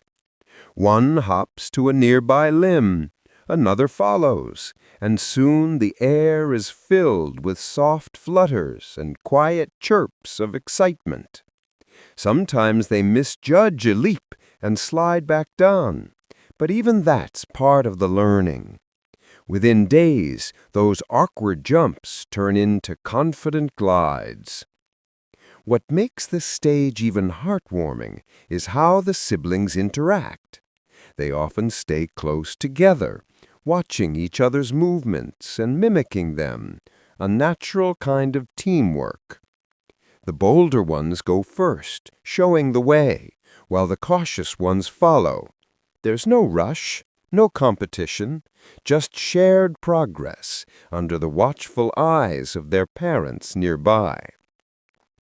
Branching strengthens their muscles, improves balance, and teaches them trust in themselves and in the air that will soon carry them. It's the bridge between dependence and freedom. In many ways, it mirrors the gentlest kind of growing up, a time of trial, patience, and discovery, surrounded by family. Before their first true flight, these small, fluffy owlets learn one of life's simplest truths. Confidence is built not in soaring, but in the courage to take small, uncertain leaps together. Family life among owls isn't always a competition. In some nests, it's a quiet partnership. In a few owl species, older chicks take on the surprising role of helpers, assisting their parents in feeding or caring for their younger siblings. These cooperative broods reveal a tender side of nature that's easy to overlook, one where survival depends as much on teamwork as it does on instinct. Once the oldest owlets are strong enough to swallow whole prey and move around the nest, they sometimes help distribute food. When the parents bring in small animals, the older ones might nudge pieces toward the younger chicks or guard the meal until everyone's had their share. In larger families, they may even act as lookouts, chirping softly if danger approaches while the smaller ones rest. This behavior is most common in species that raise multiple chicks at once, like the burrowing owl or the barn owl, where family groups stay together for several weeks after hatching. The older siblings, having already been fed and cared for, naturally adopt a protective, nurturing instinct, one that lightens the parents' load and increases the survival chances of the whole brood. What's fascinating is that such cooperation isn't taught. It emerges naturally, shaped by the rhythms of shared living. The nest becomes more than a feeding spot. It becomes a small community where every member plays a part. In a world where nature is often seen as ruthless, the sight of an older chick helping its younger sibling reminds us that care exists in all forms of life. Even in the wild, generosity finds its place in the soft shuffle of feathers, the quiet passing of food, and the instinct to look after one another. Nature doesn't always follow the rules of kindness as we understand them.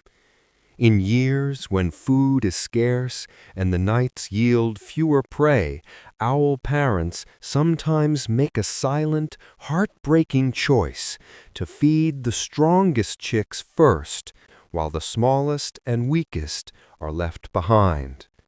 This process is known as natural brood reduction, and though it may sound cruel, it's a harsh form of balance that ensures the family line continues. When times are good, both parents can hunt enough to feed every chick. But when prey numbers drop during cold seasons, droughts, or environmental shifts, there simply isn't enough to go around. The older chicks, larger and louder, naturally receive more food. The youngest, often born days later and smaller from the start, struggle to compete. Parents don't intervene to divide food evenly. They follow instinct, feeding the ones most likely to survive. As painful as it seems, this system has purpose. By focusing their limited energy on the strongest offspring, the parents increase the odds that at least some of their chicks will grow to adulthood. If they tried to keep all alive in bad years, the entire brood might perish. It's a silent calculation written into the rhythm of life itself, not out of cruelty, but necessity. This cycle reminds us that nature's wisdom isn't always gentle, but it is purposeful. Every creature plays by the same quiet law of balance, survival shaped by circumstance. In the stillness of the nest, what looks like loss is also life's way of preserving strength. The owl teaches us that even love in the wild can take the form of sacrifice, a difficult mercy that keeps the species alive through the hardest of seasons. Even before they take their first real flight, young owlets are already practicing the language of their kind. Inside the nest, between naps and feedings, soft squeaks and awkward whistles fill the air, early attempts to mimic the deep, rhythmic calls of their parents. What begins as playful noise gradually becomes more structured, the first steps toward the haunting hoots that will one day echo through the night. This early vocal practice serves more than one purpose. For the owlets, it's both imitation and communication. By copying their parents' calls, they strengthen the bond within the family group. Each sound is a signal, a way to say, "I'm here," or "I'm hungry," or simply, "I'm listening."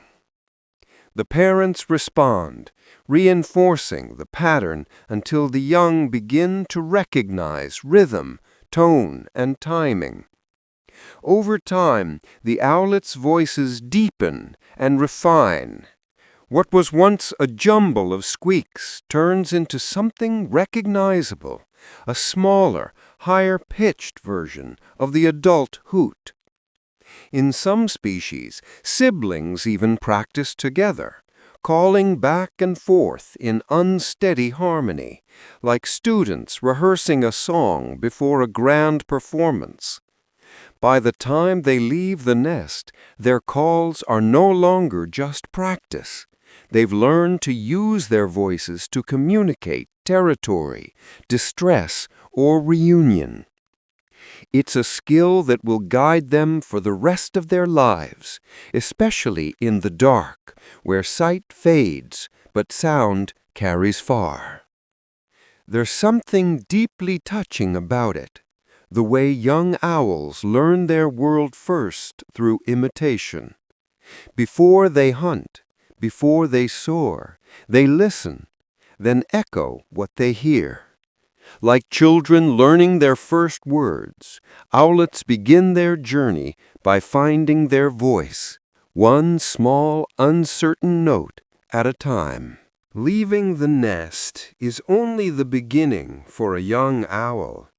When an owlet finally spreads its wings and takes that first uncertain flight, it isn't instantly ready to survive on its own.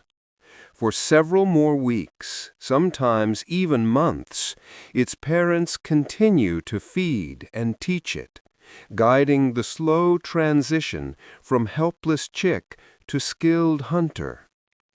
During this period, fledglings perch near the nesting area, calling softly into the dusk.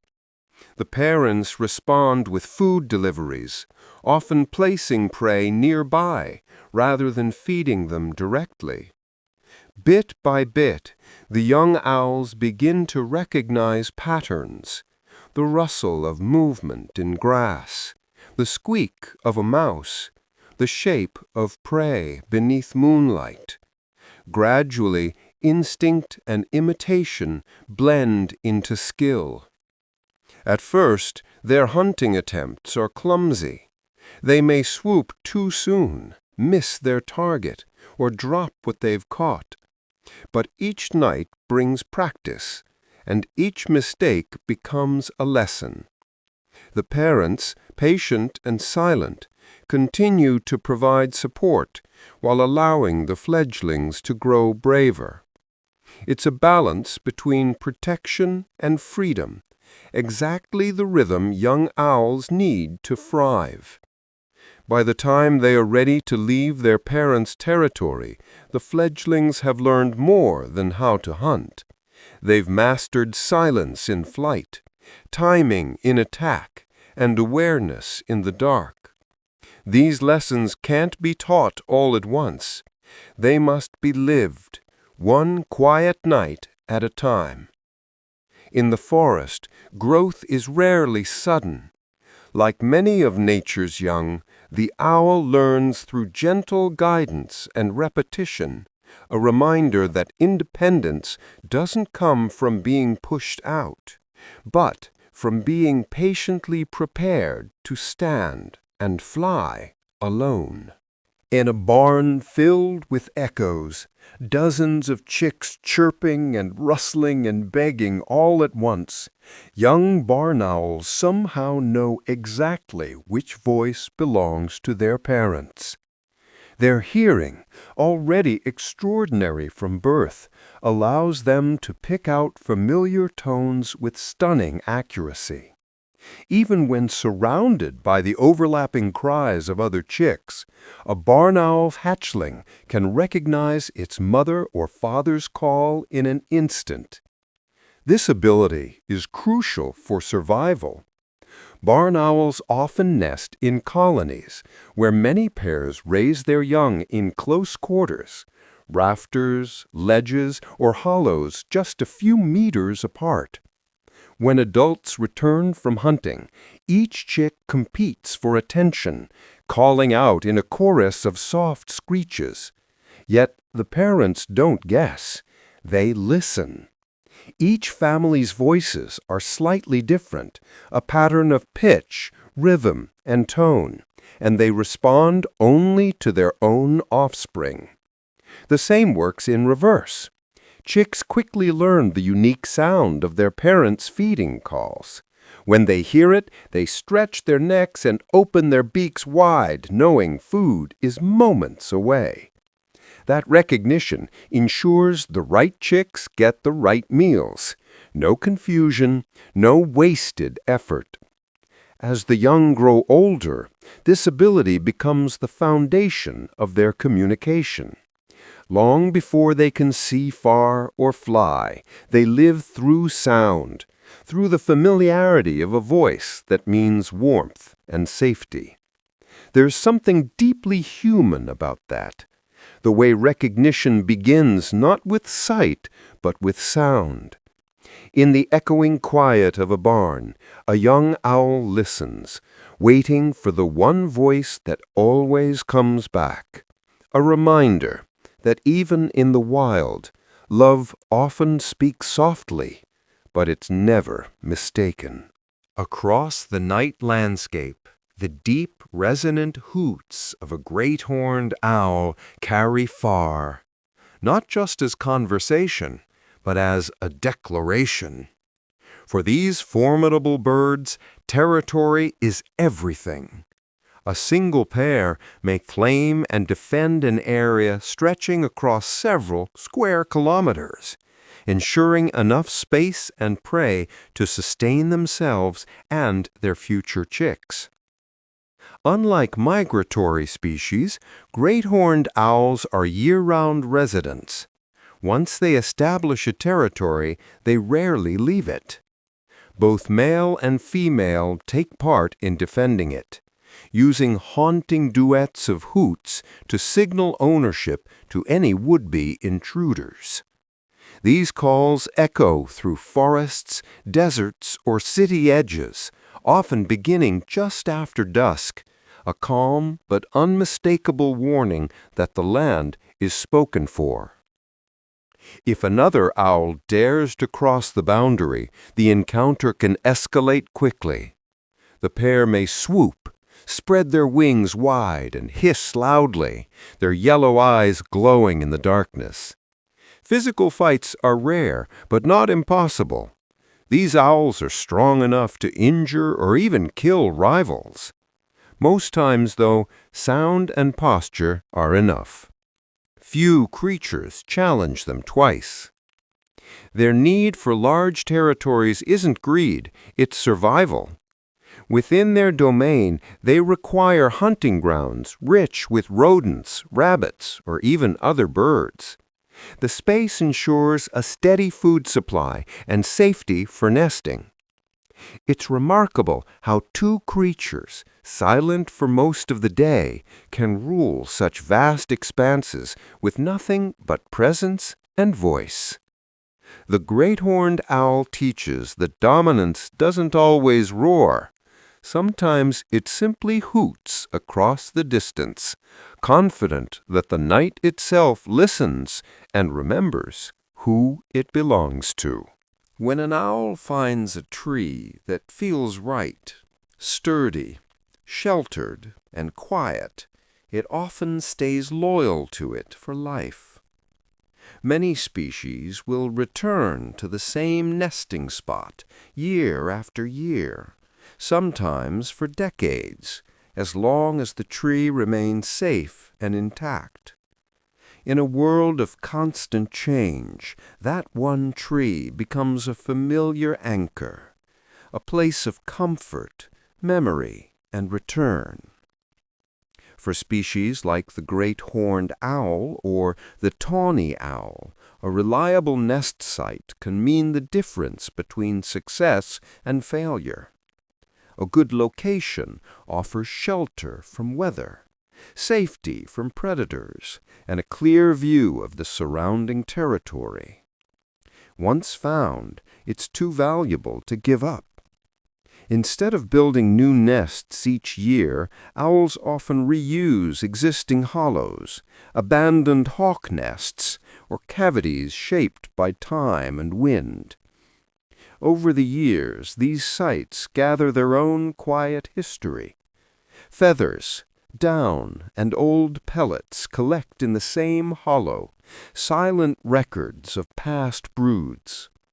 In some cases, new generations return to the same tree long after the original pair is gone, a small continuity that links one life to another.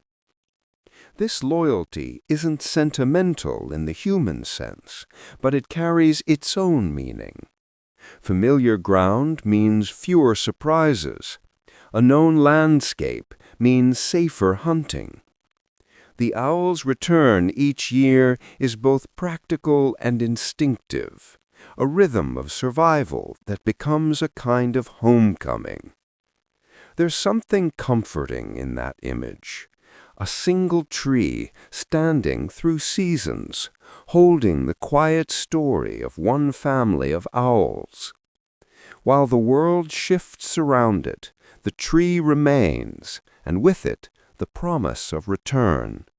Proof that even in the wild, some hearts choose to stay where they first belonged. For most owls, the rhythm of life follows the seasons. Courtship in spring, chicks in early summer, rest through autumn and winter. But in warmer climates, where food remains plentiful year-round, Some owls rewrite that pattern entirely. Instead of raising one brood each year, they may breed twice, bringing new life to the nest not once, but twice in a single cycle of sun and moon. Species like the barn owl and the burrowing owl are known to take advantage of mild temperatures and constant prey availability. When rodents, insects, or small birds are abundant, these owls waste no time. After the first brood fledges, and if conditions remain favorable, the parents begin again, cleaning the nest, calling to one another, and starting a new clutch of eggs. This second breeding season isn't just a chance for more offspring. It's a response to opportunity. In nature, survival depends on timing, on knowing when the world offers enough to support new life. Warm climates provide steady hunting and fewer risks from cold or scarcity, allowing the cycle of growth to repeat. Of course, raising two broods takes energy. The parents must balance the needs of their fledglings from the first nest while preparing for the next. But nature, ever efficient, equips them with resilience. As long as food flows and shelter remain safe, they keep working, guided by instinct and abundance. It's a beautiful reflection of adaptability, how the same species can live by entirely different rhythms depending on place and climate. In the cool north, patience rules. In the warm south, opportunity calls twice. For the owl, the lesson is simple. Follow the world's generosity wherever it leads, and life will always find room to begin again. From the icy tundra of the Arctic to the humid depths of tropical forests, owls have made a home in nearly every corner of the world. Today, scientists recognize more than 250 distinct species, a family of birds so widespread and adaptable that almost every landscape on Earth has its own version of the silent hunter. These species fall into two main groups. The first is the Titonidae, or barn owls, known for their heart-shaped faces and ghostly pale feathers. The second, much larger family, is the Strigidae, or true owls, a diverse collection that includes everything from the tiny elf owl to the massive Eurasian eagle owl. Though they differ in size, voice, and plumage, all share the same keen senses, silent flight, and striking, forward-facing eyes.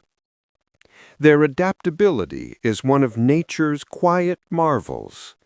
Some owls thrive in deserts, blending into sand and rock. Others dwell in rainforests, their feathers patterned like leaves and bark.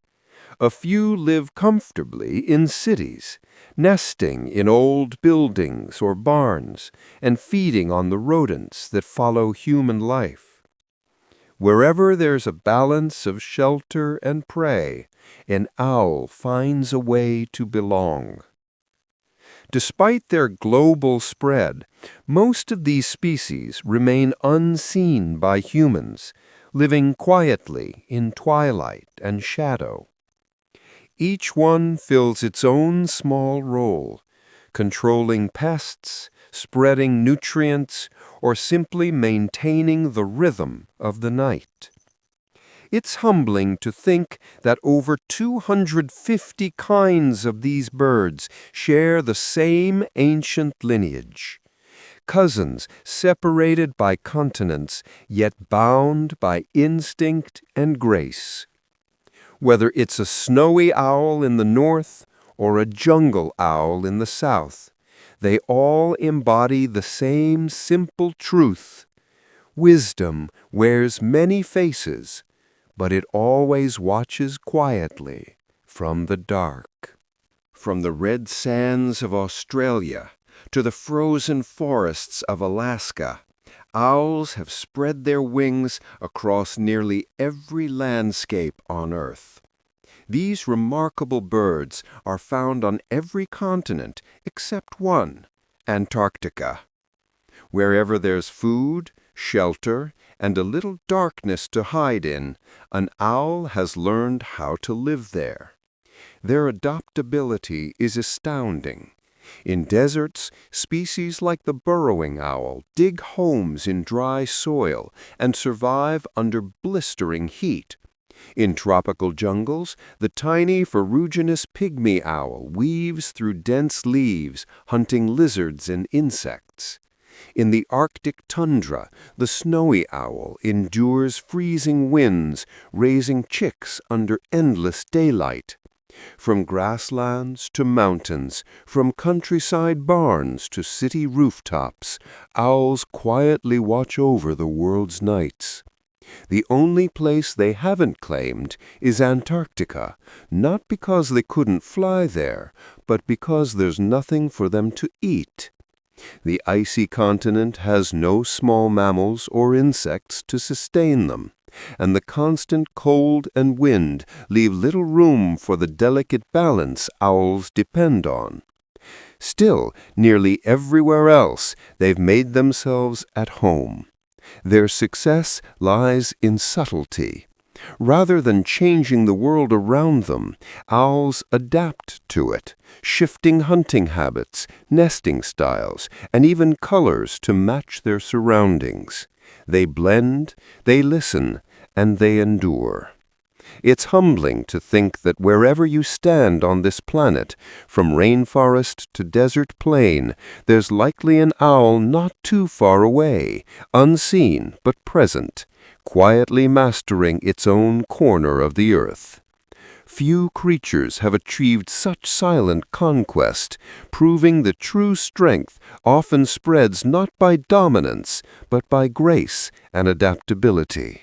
Among the more than 250 species of owls in the world, few show nature's range quite like these two extremes, the tiny elf owl and the enormous Blakiston's fish owl. Standing side by side, they almost seem like members of two different worlds, yet both are perfectly shaped by the places they call home. The elf owl, found in the deserts of the southwestern United States and Mexico, measures only about 13 centimeters tall, smaller than a sparrow, and light enough to perch on a pencil. Despite its size, it's a fierce little hunter, swooping after moths, crickets, and beetles with silent precision. It nests in old woodpecker holes in cacti or trees, safe from predators and shaded from the desert sun. What it lacks in strength, it makes up for in agility and cleverness.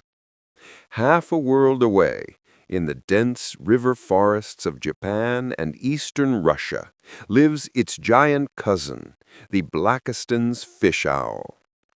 Reaching up to 72 centimeters in height and with a wingspan stretching nearly 2 meters, it's the largest owl on Earth. Instead of insects, it hunts fish, standing quietly by icy rivers before striking with powerful talons. Its thick feathers keep it warm in freezing conditions, and its deep, booming call echoes like thunder through the forest. The contrast between these two owls is a perfect example of nature's creativity. One thrives in heat and scarcity, the other in cold and abundance. Yet both share the same grace, silence, precision, and patience. It's a gentle reminder that greatness isn't measured in size, Whether it's the whisper of an elf owl's wings or the shadow of a Blackiston's giant form, each holds its own place in the balance of the world's endless night.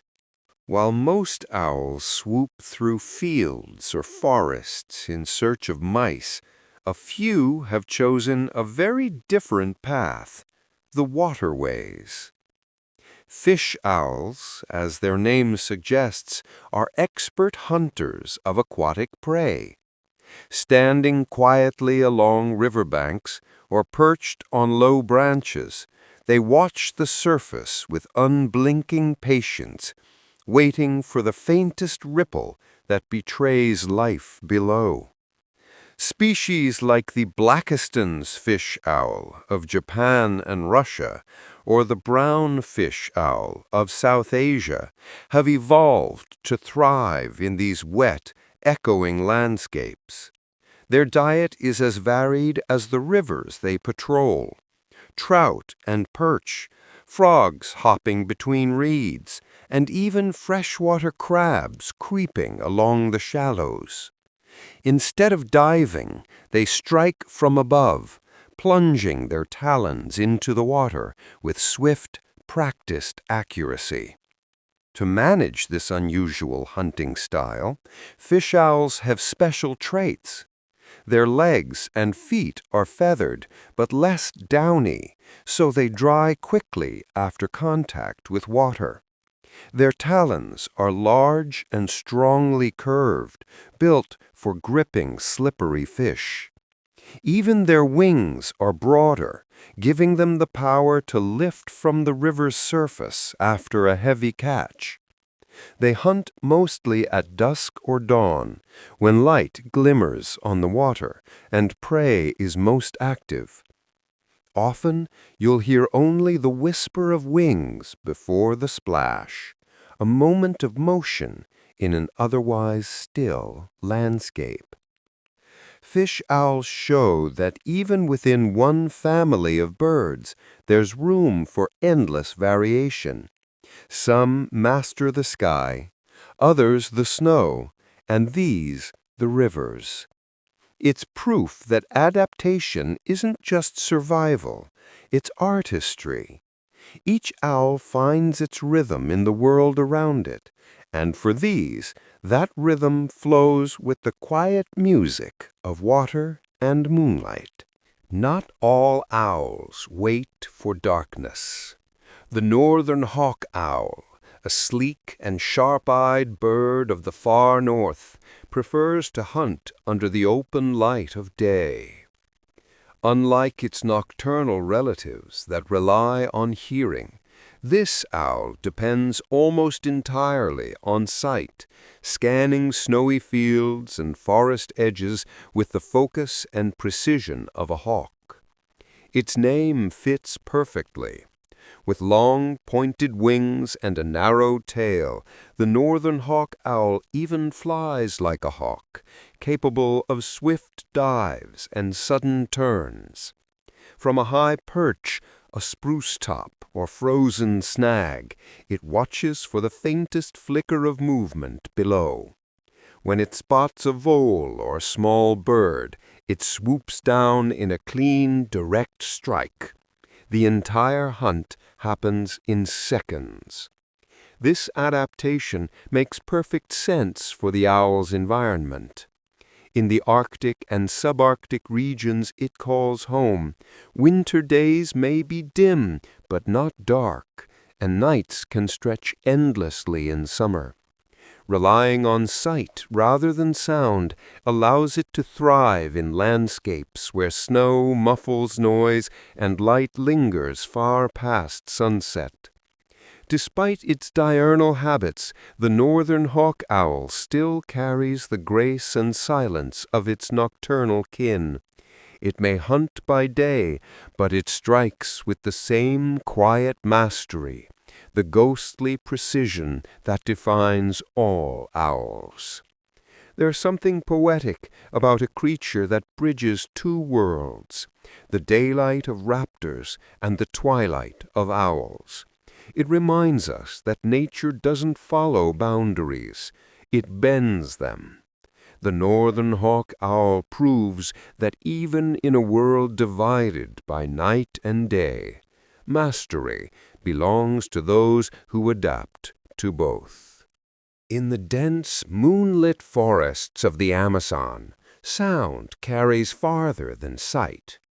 Among the chorus of frogs, insects, and nightbirds, one call stands out, a low, steady rhythm that seems to pulse through the trees.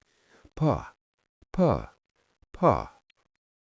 That voice belongs to the spectacled owl, a striking bird with white facial rings that looked like a pair of glasses against its dark feathers.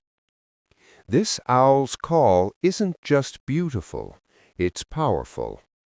Deep and resonant, it can travel for kilometers through the thick rainforest, reaching potential mates, rivals, and even the smallest creatures below. Males use it to declare territory, while females respond with softer, quicker versions, turning the forest into a quiet duet of echoing notes.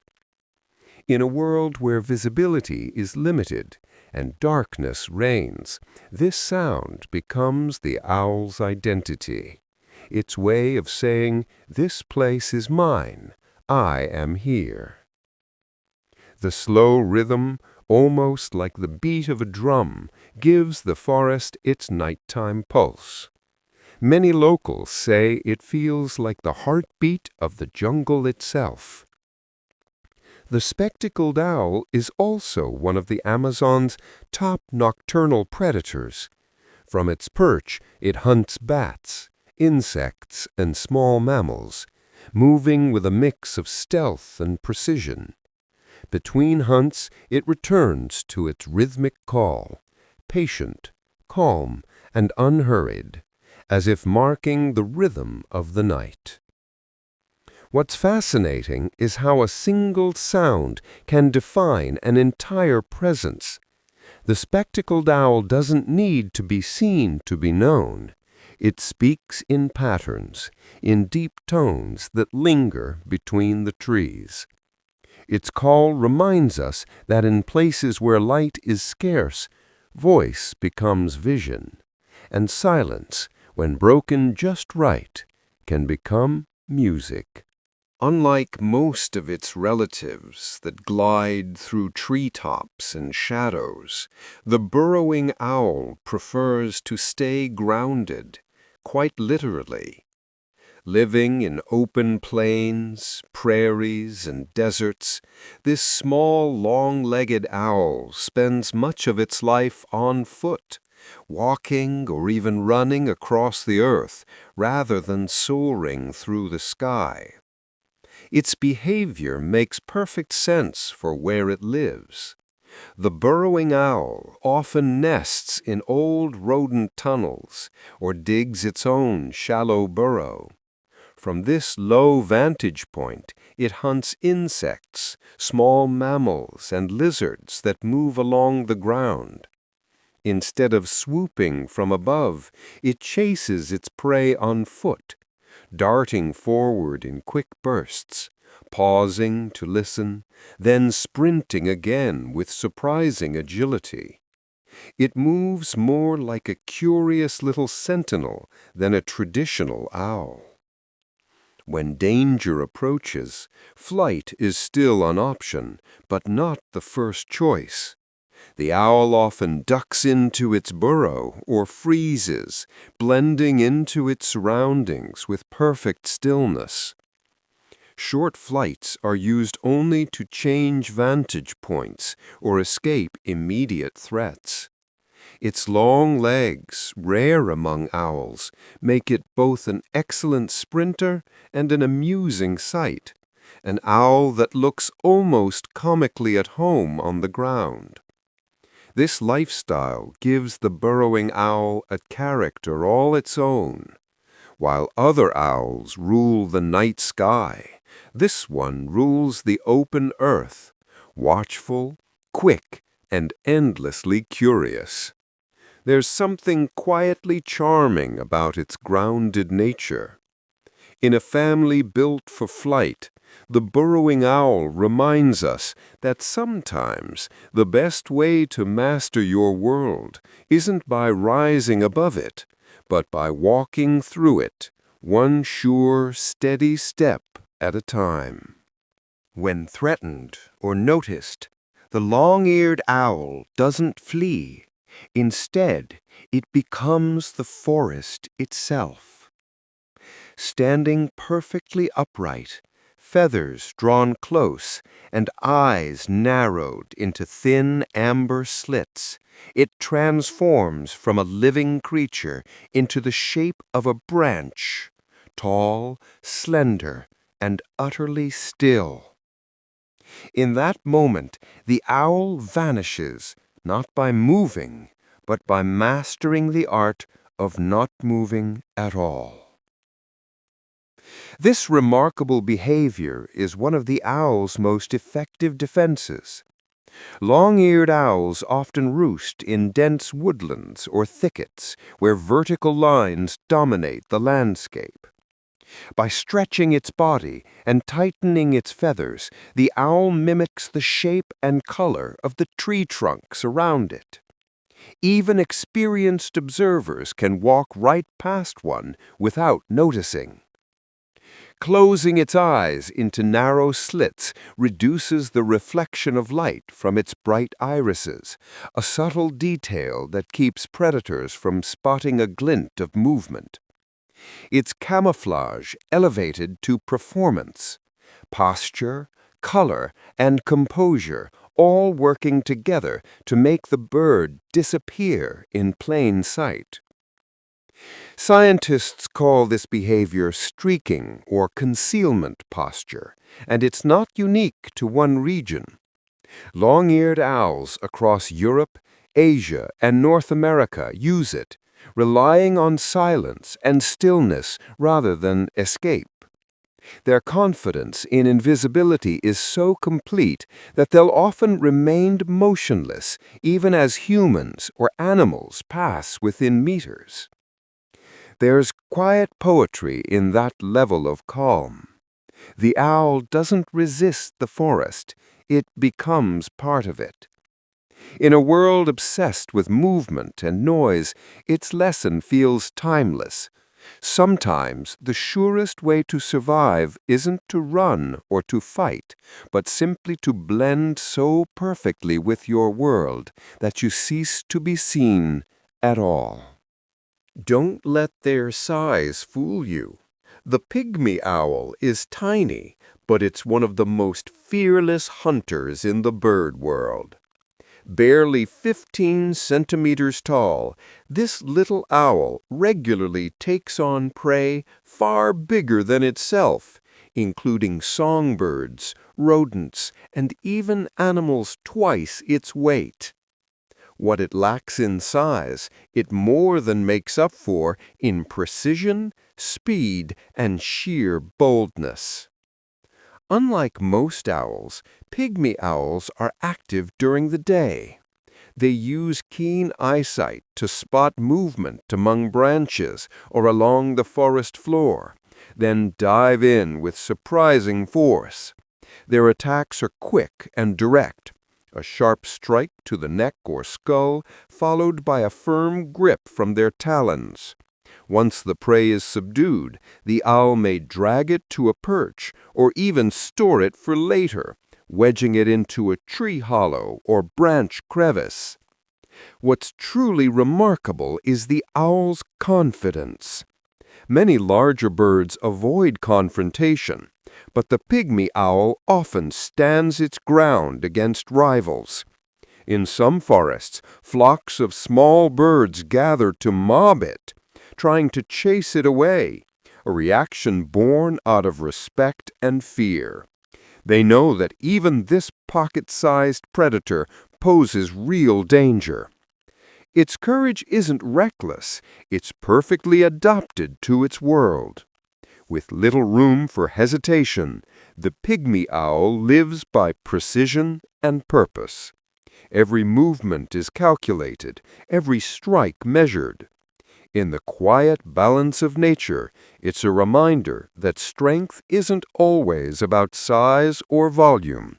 Sometimes it's about spirit, the quiet certainty that even the smallest creature can hold its own among giants, guided by instinct and unshakable will. In the eucalyptus forests of Australia, a deep, haunting call echoes through the night, a slow, rhythmic ooh-hoo that carries 4 kilometers. It belongs to the aptly named powerful owl, the continent's largest and most formidable nocturnal hunter. With strong talons and a wingspan over a meter long, this owl is capable of taking prey few other birds would dare to approach, including possums and flying bats. Its preferred hunting grounds are tall forests and river valleys, where it perches silently among the branches. From its high vantage point, the owl watches for movement below. A gliding bat, a brush-tailed possum, or a roosting bird, and when the moment is right, it swoops with astonishing speed. Its grip is so strong that it can kill instantly, carrying prey almost as large as itself back to a favorite feeding perch. Despite its strength, the powerful owl isn't an aggressive bird. It hunts with patience and quiet confidence, relying on stealth rather than chaos. Its flight is nearly soundless, its approach invisible against the backdrop of night. What's even more remarkable is that this wild predator has learned to coexist with humans. In some Australian suburbs, powerful owls nest in large city parks, feeding on urban possums beneath streetlights and raising chicks within earshot of traffic. To see one is rare, to hear one unforgettable. The deep, hollow call seems to connect 2 worlds, the ancient forests and the modern neighborhoods that now border them. The powerful owl stands as a reminder that wildness isn't gone. It has simply adapted, finding new ways to thrive even where we least expect it.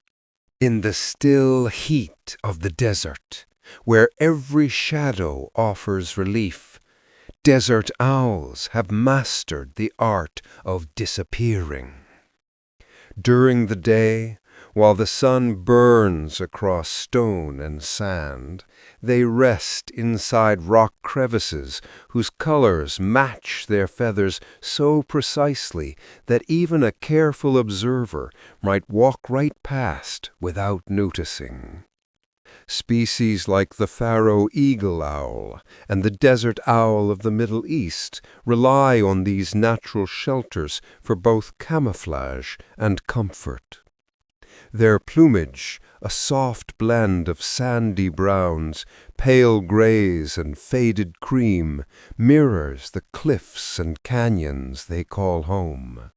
Against that backdrop, they seem less like living creatures and more like shapes carved by the wind. These crevices serve more than one purpose. In the heat of midday, they provide cool shade, helping the owls regulate their body temperature when the air outside can exceed 40 degrees Celsius. At dusk, when the temperature drops and insects begin to stir, the owls emerge, silent and alert, ready to hunt.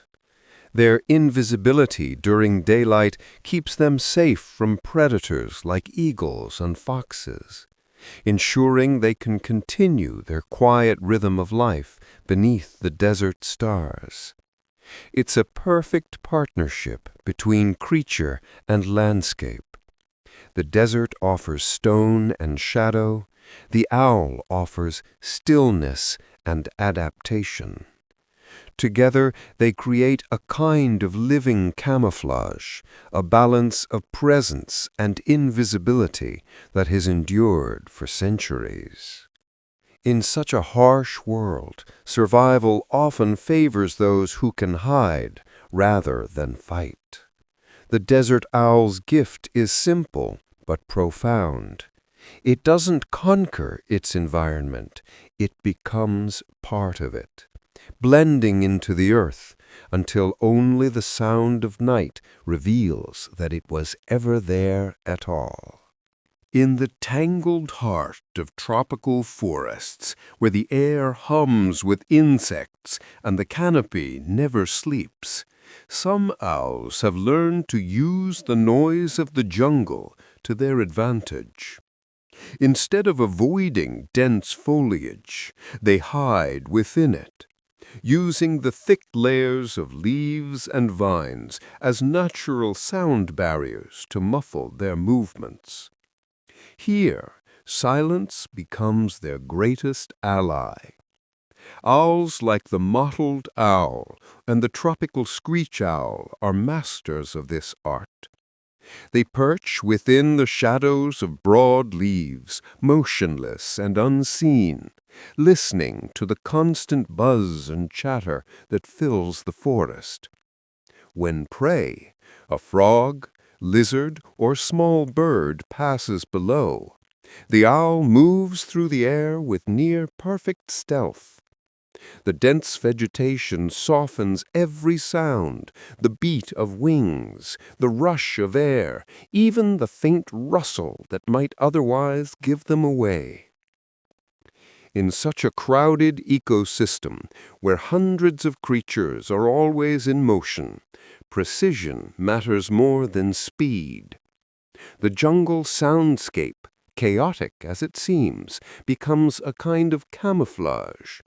Each layer of leaves absorbs noise, blending the owl's approach into the natural symphony of the forest. By the time prey realizes what's happened, it's already too late. This strategy is a reminder that power in nature often comes from quiet intelligence, not brute force. The tropical owl doesn't overpower its surroundings. It listens, adapts, and blends into them. Hidden among vines and shadows, it waits patiently, part of the rhythm of life that hums endlessly around it. In a world of constant sound, it has found a way to disappear, not by silence alone, but by becoming one with the noise itself. High in the misty foothills of the Himalayas, when the sky begins to blur between night and day, a tiny owl awakens. The collared owlet, scarcely larger than a sparrow, thrives in those quiet, in-between hours of dawn and dusk. It is what scientists call crepuscular, meaning it hunts and moves when most other creatures are either just waking or just settling to sleep. These twilight hours offer the perfect balance. The light is soft enough for stealth, yet bright enough for sight. Small birds, insects, and lizards are most active then, giving the collared owlet an advantage as it flits silently through the forest edges. Despite its size, it's a bold predator, known to take prey nearly as large as itself. Its rounded head and short tail make it quick to maneuver among branches, and its sharp call, a series of short, repeated whistles, echoes surprisingly far through the still air. During the brighter hours, this little owl stays hidden, blending into mossy bark or dense foliage, perfectly camouflaged. But when the sun dips low or rises again, it becomes the forest's quiet sentinel, moving between shadows and light with effortless grace. Being crepuscular gives the collared owlet a unique rhythm, one that mirrors the calmest moments of the natural world. It avoids the chaos of midday and the deep darkness of night, choosing instead the golden edges where both meet. There's something poetic in that choice. While others rush or rest, the collared owlet thrives in transition, a reminder that magic often happens not in extremes, but in the gentle balance between them, where day sighs into night and the forest holds its breath. Among the many owls of Asia's tropical forests, the oriental bay owl stands out immediately, not for its size or color, but for its extraordinary face. Shaped like a delicate heart, its facial disc is actually split into two distinct halves, each forming a concave sound collector. This design gives the owl a gift few animals possess: ultra-directional hearing, precise enough to locate prey through layers of leaves, branches, and even rain. Each side of its face acts like a finely tuned satellite dish, funneling sound toward the ears hidden beneath the feathers. Because the two discs are slightly angled, the owl can compare the tiny differences in how sound reaches each ear. This allows it to pinpoint exactly where a noise comes from, not just left or right, but above or below, near or far. In the dense rainforests of Southeast Asia, where visibility is low and light barely filters through the canopy, this ability is essential. The oriental bay owl doesn't rely on sight to find its prey. It listens. A rustle in the leaf litter, a squeak beneath roots, that's all it needs to strike with perfect accuracy. Its appearance adds to its mystery. With large dark eyes and a pale ghost-like face, it seems almost otherworldly when glimpsed at night. Locals often associate it with omens or forest spirits, and its eerie whistling call only deepens that impression. But beyond folklore lies one of nature's most elegant examples of adaptation. The owl's divided face isn't decoration, it's precision engineering, built for silence and survival. In the vast, echoing jungle, the oriental bay owl hears what others cannot, and in that stillness it reigns unseen, guided entirely by sound. Deep in the silent, snow-laden forests of northern Eurasia, where winter can last half the year, the Ural owl endures with quiet grace. Wrapped in layers of thick, pale feathers and built for stillness, this owl thrives in conditions that would challenge almost any other bird.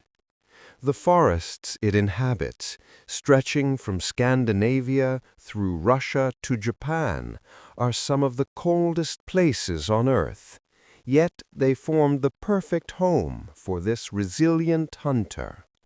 Its plumage is one of nature's finest winter coats. The feathers are dense and soft, trapping warmth close to the body, while the pale gray and white pattern blends seamlessly into snowy branches. Even its legs and toes are fully feathered, an essential shield against frost and ice. With silent flight and unmatched hearing, the Ural owl can detect the faint squeak of a vole moving under snow and strike accurately, even in near total darkness. Unlike some migratory species, the Ural owl stays year-round, facing sub-zero temperatures with calm precision. It nests in hollow tree trunks or abandoned hawk nests, fiercely defending its territory through the cold months. When food is scarce, it relies on patience and timing, traits that define its very nature. Though the landscape may seem harsh and empty, for the Ural owl it is home, a realm of stillness and survival where beauty lies in endurance.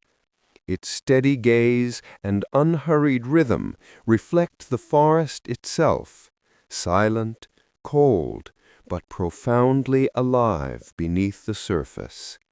In a world where most flee the cold, this owl reminds us that strength often comes from adaptation, not escape. It doesn't resist winter, it becomes part of it, a ghost among the trees, moving with the quiet certainty of one perfectly suited to its frozen domain. When night falls over farmlands and fields, the quiet guardians of balance take flight. Barn owls, with their ghostly pale wings and soundless glide, perform one of nature's most essential services, keeping rodent populations in check.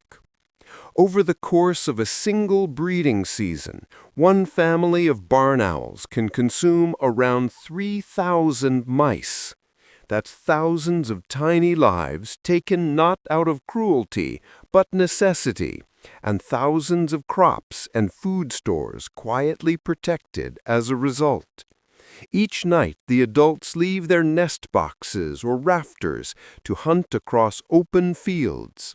They can hear a mouse rustling beneath grass or soil from several meters away, guided by ears so finely tuned they rarely miss. Every catch is brought back to the nest where hungry chicks wait, each one needing several meals a night. Between feeding their young and themselves, barn owls hunt almost constantly. For farmers, these nocturnal hunters are invaluable allies. A single pair of barn owls can do more to control pests than many chemical methods, naturally, silently, and without harm to the land. Some farmers even install nest boxes to encourage them, knowing that a nearby owl family means fewer rodents and healthier harvests. Beyond their usefulness, this simple cycle reflects nature's quiet balance. Owls and rodents have evolved together, each shaping the other's existence. Without predators, populations explode. Without prey, the predators vanish. Together, they keep the system steady, a delicate partnership written in instinct, not intention. It's easy to overlook the barn owl's contribution, hidden as it is in darkness. Yet every flutter through moonlit fields tells the same story. Balance maintained, quietly and without thanks, by wings that never stop working through the night.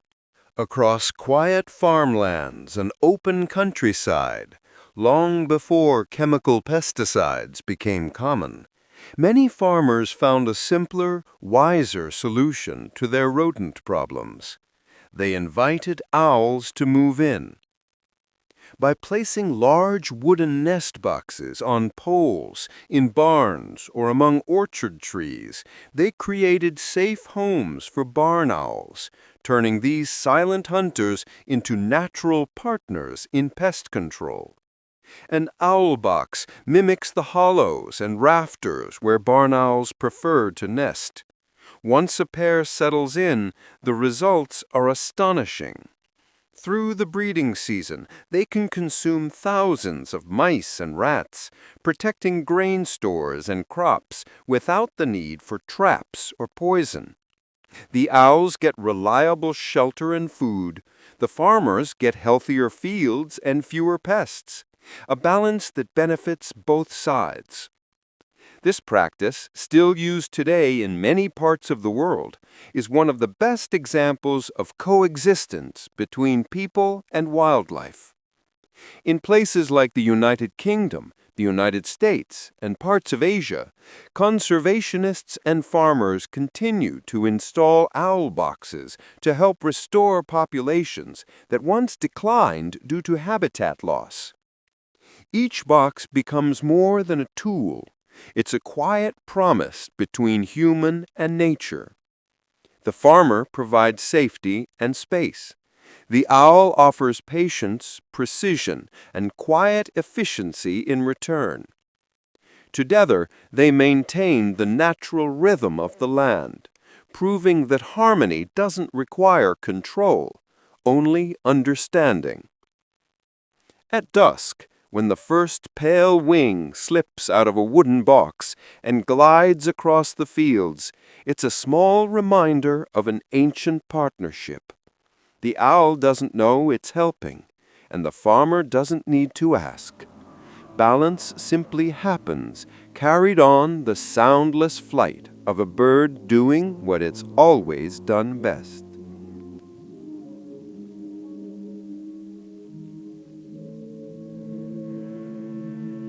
What looks like a small gray lump on the forest floor can be a treasure of information to a scientist.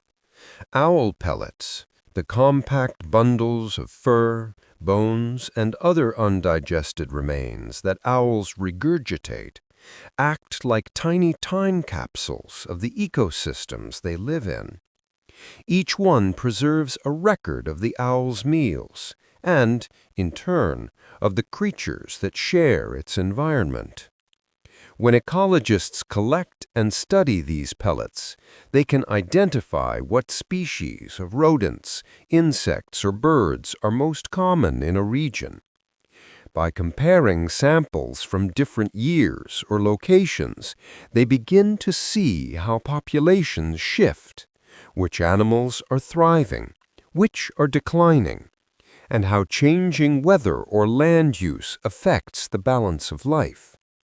In a way, the owl's feeding habits become a natural survey of the ecosystem's health. This method is surprisingly effective because owls are consistent hunters within their territories.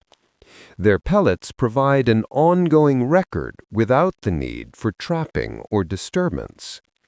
A single pellet can reveal not only what an owl ate that night, but also how climate, farming, or urbanization have subtly reshaped the web of prey beneath its wings. In classrooms and research stations alike, dissecting owl pellets has become a gentle gateway into ecology, a reminder that even in something discarded, knowledge endures. It's fascinating to think that while an owl hunts only to feed itself, the traces it leaves behind become valuable tools for understanding the larger story of nature. In silence and instinct, it gathers data that humans later interpret, proof that in every part of the natural cycle, even the smallest remnant has meaning. Every night, while farms and fields rest under quiet skies, owls work unseen, not just as hunters, but as protectors of balance. By feeding on rodents, they do far more than satisfy hunger. Each mouse or rat they catch represents a small but meaningful contribution to healthier crops, safer food storage, and a reduction in diseases that often spread where rodents thrive. Rodents are remarkably destructive when unchecked. They gnaw through grain stores, eat seedlings, and damage growing crops. In agricultural areas, this can mean significant losses each year. But where owls nest nearby, those losses drop naturally. A single pair of barn owls and their chicks can consume thousands of rodents during a breeding season, quietly keeping populations in balance. There's another layer to this benefit: public health. Many rodents carry parasites or pathogens that can affect both livestock and humans. By reducing their numbers, owls indirectly lower the risk of diseases like leptospirosis and hantavirus from spreading through contaminated food or water. Without knowing it, these silent hunters perform a service that reaches far beyond the fields. It's a perfect example of how ecosystems take care of themselves when allowed to work as they were meant to. Owls don't hunt for the sake of humans, but their role fits seamlessly into a natural system where every action supports another. Under the moonlight, an owl's graceful flight is more than a display of predatory skill. It's part of a larger story of cooperation written by instinct and time. In each hunt, balance is restored. Crops are protected, and the quiet relationship between wild and human worlds continues, as steady and unseen as the night itself. On certain remote islands, where large carnivores never evolved or long ago disappeared, owls have quietly taken the top spot in the food chain. Here, in these self-contained worlds of forest and sea breeze, they reign as apex predators, the ultimate hunters with no natural enemies of their own. Without foxes, hawks, or big cats to compete with, species like the Philippine eagle owl, the Hawaiian short-eared owl, and the extinct Rodrigues owl filled the role of nature's final regulator. They became not just nocturnal hunters, but the guardians of balance within their isolated ecosystems. Their prey includes rats, birds, reptiles, and even other small predators, everything beneath them in the delicate web of island life. In these environments, evolution fine-tuned their abilities. With sharper senses, broader diets, and larger bodies than their mainland relatives, island owls learned to handle whatever the land offered. Their dominance ensured that smaller animals didn't overpopulate and deplete resources, a natural equilibrium that allowed the ecosystem to thrive without outside interference. But such perfection comes with fragility. Many island owls unaccustomed to threats suffered when humans arrived with new predators like cats or dogs. Some, like the giant owls of the Caribbean, vanished forever. Others, such as the owls of Madagascar and the Pacific Islands, continued to hold on, quiet rulers of forests that still sleep under their watch. In the isolation of islands, power doesn't roar or stomp. It glides on silent wings. These owls remind us that dominance in nature can exist without aggression.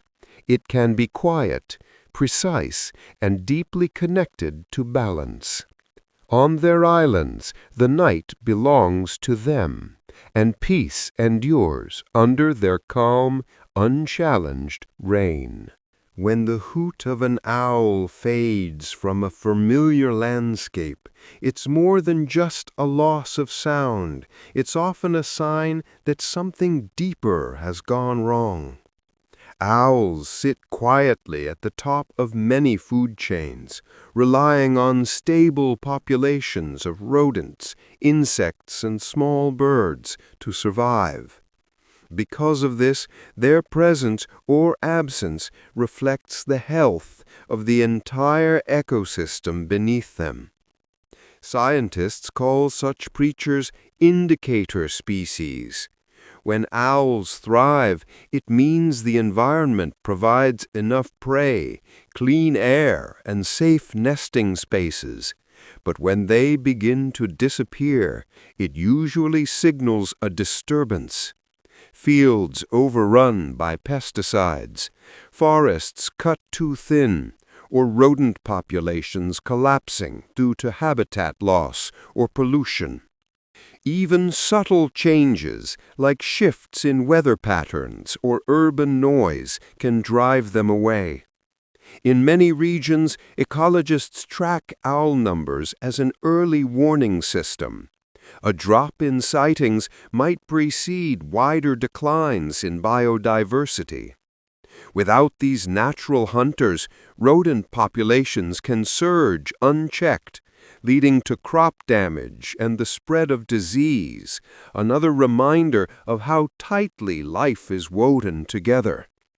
The silence that follows an owl's departure isn't empty, it's telling.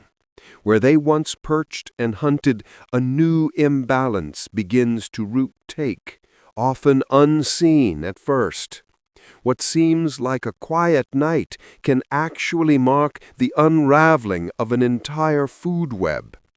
Owls don't demand attention, they simply vanish when their world no longer supports them. Their absence teaches a quiet truth. When the night loses its voice, the land beneath it is changing. Listening for that silence is one of the most powerful ways we can understand and protect the balance that sustains us all. Where owls live, life tends to flourish more evenly. Their presence quietly shapes the rhythm of ecosystems, maintaining balance in ways that ripple far beyond their nightly hunts. By keeping rodent and small animal populations under control, owls prevent the kind of overgrowth that can harm crops, deplete vegetation, and disrupt food chains. The result is greater diversity, more space, more stability, and more room for life to coexist. When prey populations grow unchecked, they consume seeds, insects, and plants faster than they can regenerate. This affects everything from soil health to bird nesting grounds. But when owls are part of the system, those pressures ease. Each silent strike removes just enough to steady the numbers, ensuring no single species dominates the rest. In turn, plants recover, insects rebound, and other animals find the balance restored. It's an elegant, self-sustaining pattern. Owls don't hunt for conservation's sake. They simply follow instinct. Yet through those instincts, they become caretakers of entire ecosystems. A barn owl gliding over a field, a forest owl perched beneath pine shadows. Each one contributes to a natural form of balance that no machine or human system could ever replicate so perfectly. Scientists often find that regions with stable owl populations also support richer biodiversity overall.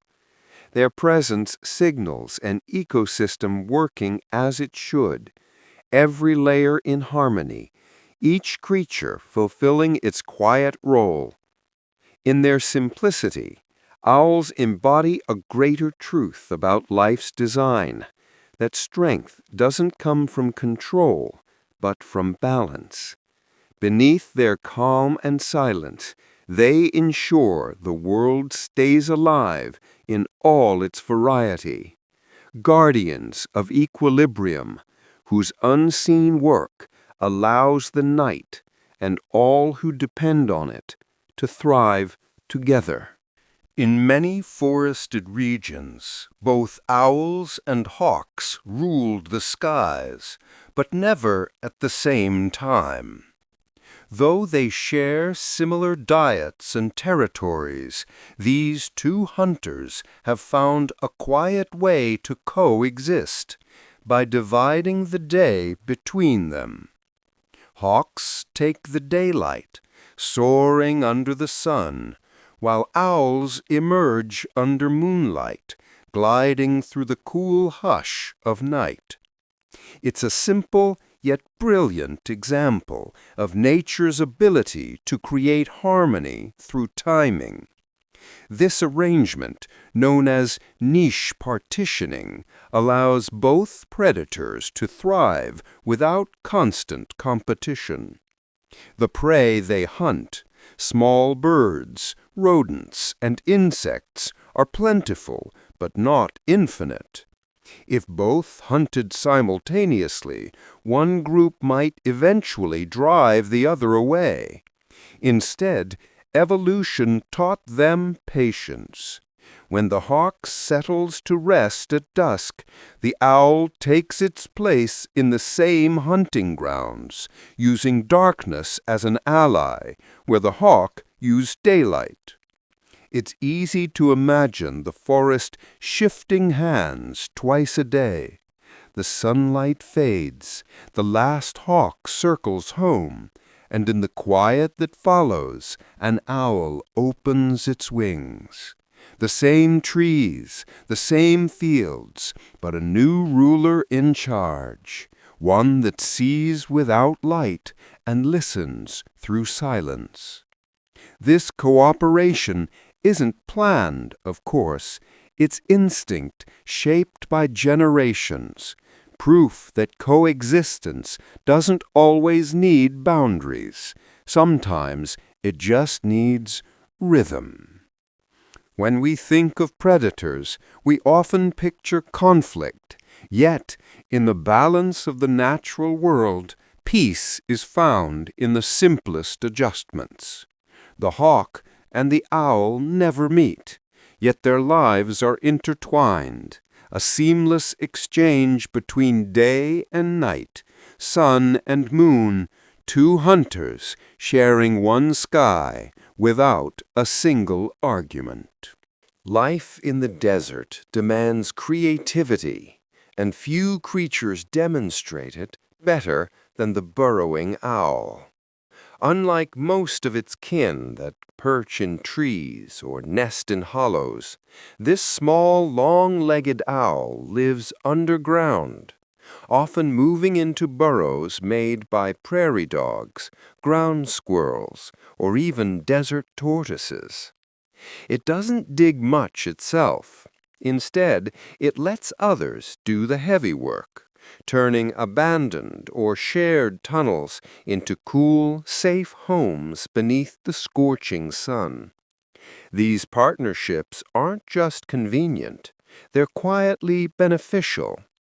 Prairie dogs, for instance, are excellent diggers and maintain complex tunnel systems that stay cooler than the desert air. When owls move in, they add an extra layer of protection. The owl's sharp eyesight and constant alertness help warn the prairie dogs of approaching predators, while the burrow provides the owl with shade and shelter for raising chicks. In some regions, burrowing owls even live side by side with tortoises, sharing the same underground chambers at different times of day. The tortoise offers structure. The owl brings vigilance. It's a peaceful arrangement, built not on friendship, but on mutual benefit, a balance that simply works. From outside, their homes look like nothing more than small holes in the sand. Yet inside, life thrives, feathers, fur, and scales sharing the same shelter against the desert's extremes. In an environment where survival often depends on solitude and toughness, the burrowing owl's approach is refreshingly different. It doesn't try to conquer the desert alone. It thrives by fitting in, finding allies where others see rivals. In its quiet, resourceful way, this tiny bird reminds us that cooperation isn't weakness. It's one of nature's most reliable forms of strength. Along the winding edges of rivers and streams, where water meets forest, lives one of nature's quietest guardians, the fish owl. These large, powerful birds rely entirely on riparian zones, the lush green corridors that line waterways, for their survival. They nest in old trees near water and hunt from low perches, swooping down to catch fish, frogs, and crustaceans with practiced ease. Because they depend so closely on healthy rivers, fish owls have become natural indicators of environmental balance. When the water is clean, fish are plentiful, and the trees stand tall, the owls thrive. But when pollution, deforestation, or human disturbance creep in, they are often the first to disappear. Their absence speaks volumes, signaling a chain reaction of loss beneath the surface, from declining fish stocks to disrupted water flow. Species like the Blakiston's fish owl in Japan and Russia, or the brown fish owl in South Asia, reveal much more than their own well-being. Their nesting sites and hunting success tell scientists how entire ecosystems are functioning. In regions where conservationists protect riparian forests for these owls, other species, otters, kingfishers, amphibians, even insects, also benefit. The relationship between fish owls and rivers is one of deep dependence and quiet harmony. They don't build the forests or clean the streams, yet their survival reflects the success of both. Watching them is like reading a health report written by nature itself. In every ripple and every branch along the riverbank, their presence reminds us that the life of water and the life of sky are never separate. Protecting one sustains the other, a truth embodied perfectly in the steady, watchful gaze of the fish owl by the flowing edge of the world. Long before modern stories called the owl a wise bird, the ancient Greeks had already given it that title. To them, the owl was more than just a creature of the night. It was a sacred symbol of clarity, knowledge, and protection, chosen by Athena, the goddess of wisdom herself. Wherever Athena appeared in art or legend, an owl was never far behind, its calm eyes representing the insight that sees beyond darkness. The species most often associated with her was the little owl, Athene noctua, a small bird common across the rocky hills and olive groves of Greece. It perched on city walls and temple roofs, watching silently as civilization itself took shape below. The Greeks saw this as no coincidence. They believed Athena had placed her sacred bird among them to guide thought and reason. The owl became so revered that it appeared on the silver drachma, one of the most famous coins of the ancient world. Traders and travelers who carried it knew the owl not only as a symbol of wisdom, but as a token of Athens' power and prosperity. To see one flying over a battlefield was considered a sign of divine favor, a promise that Athena herself watched over her people. Thousands of years later, that image still endures. From children's books to universities, the owl continues to stand for intelligence and understanding. But behind that modern emblem lies a much older truth. That wisdom isn't about noise or display, but about quiet observation. The ancient Greeks understood that deeply. Like Athena's owl, true wisdom doesn't shout, it simply sees, calmly, clearly, and from above the chaos of the world. To the ancient Romans, the owl was not a wise guardian of knowledge, but a messenger from darker realms. Where the Greeks saw wisdom and protection, the Romans saw warning, a sign that death or misfortune was near. Its mournful cry in the night, especially near homes or temples, was said to foretell tragedy. Writers of the time recorded these beliefs with reverence and fear. When an owl was seen perched on the roof of the Senate, it was taken as a dire omen. The legend says that before the deaths of Julius Caesar and Emperor Augustus, owls were heard calling in the city, an eerie herald of loss. To drive away bad luck, priests performed purification rituals, and people burned the owl's feathers to cleanse the air of evil. This fearful image came partly from the owl's nature itself. Its nocturnal habits, silent flight, and unblinking stare made it seem unnatural, a creature living between life and death, appearing when others slept. To ancient eyes, that mystery felt unsettling, as if the bird carried messages from beyond. And yet, beneath the superstition, there was a strange kind of respect. The Romans understood the owl's power, even if they feared it. It represented mystery, transition, and the boundary between worlds, all the things humans struggle to understand. It's fascinating how the same creature can hold two opposite meanings, wisdom for one culture, death for another. The owl never changed, only human perception did.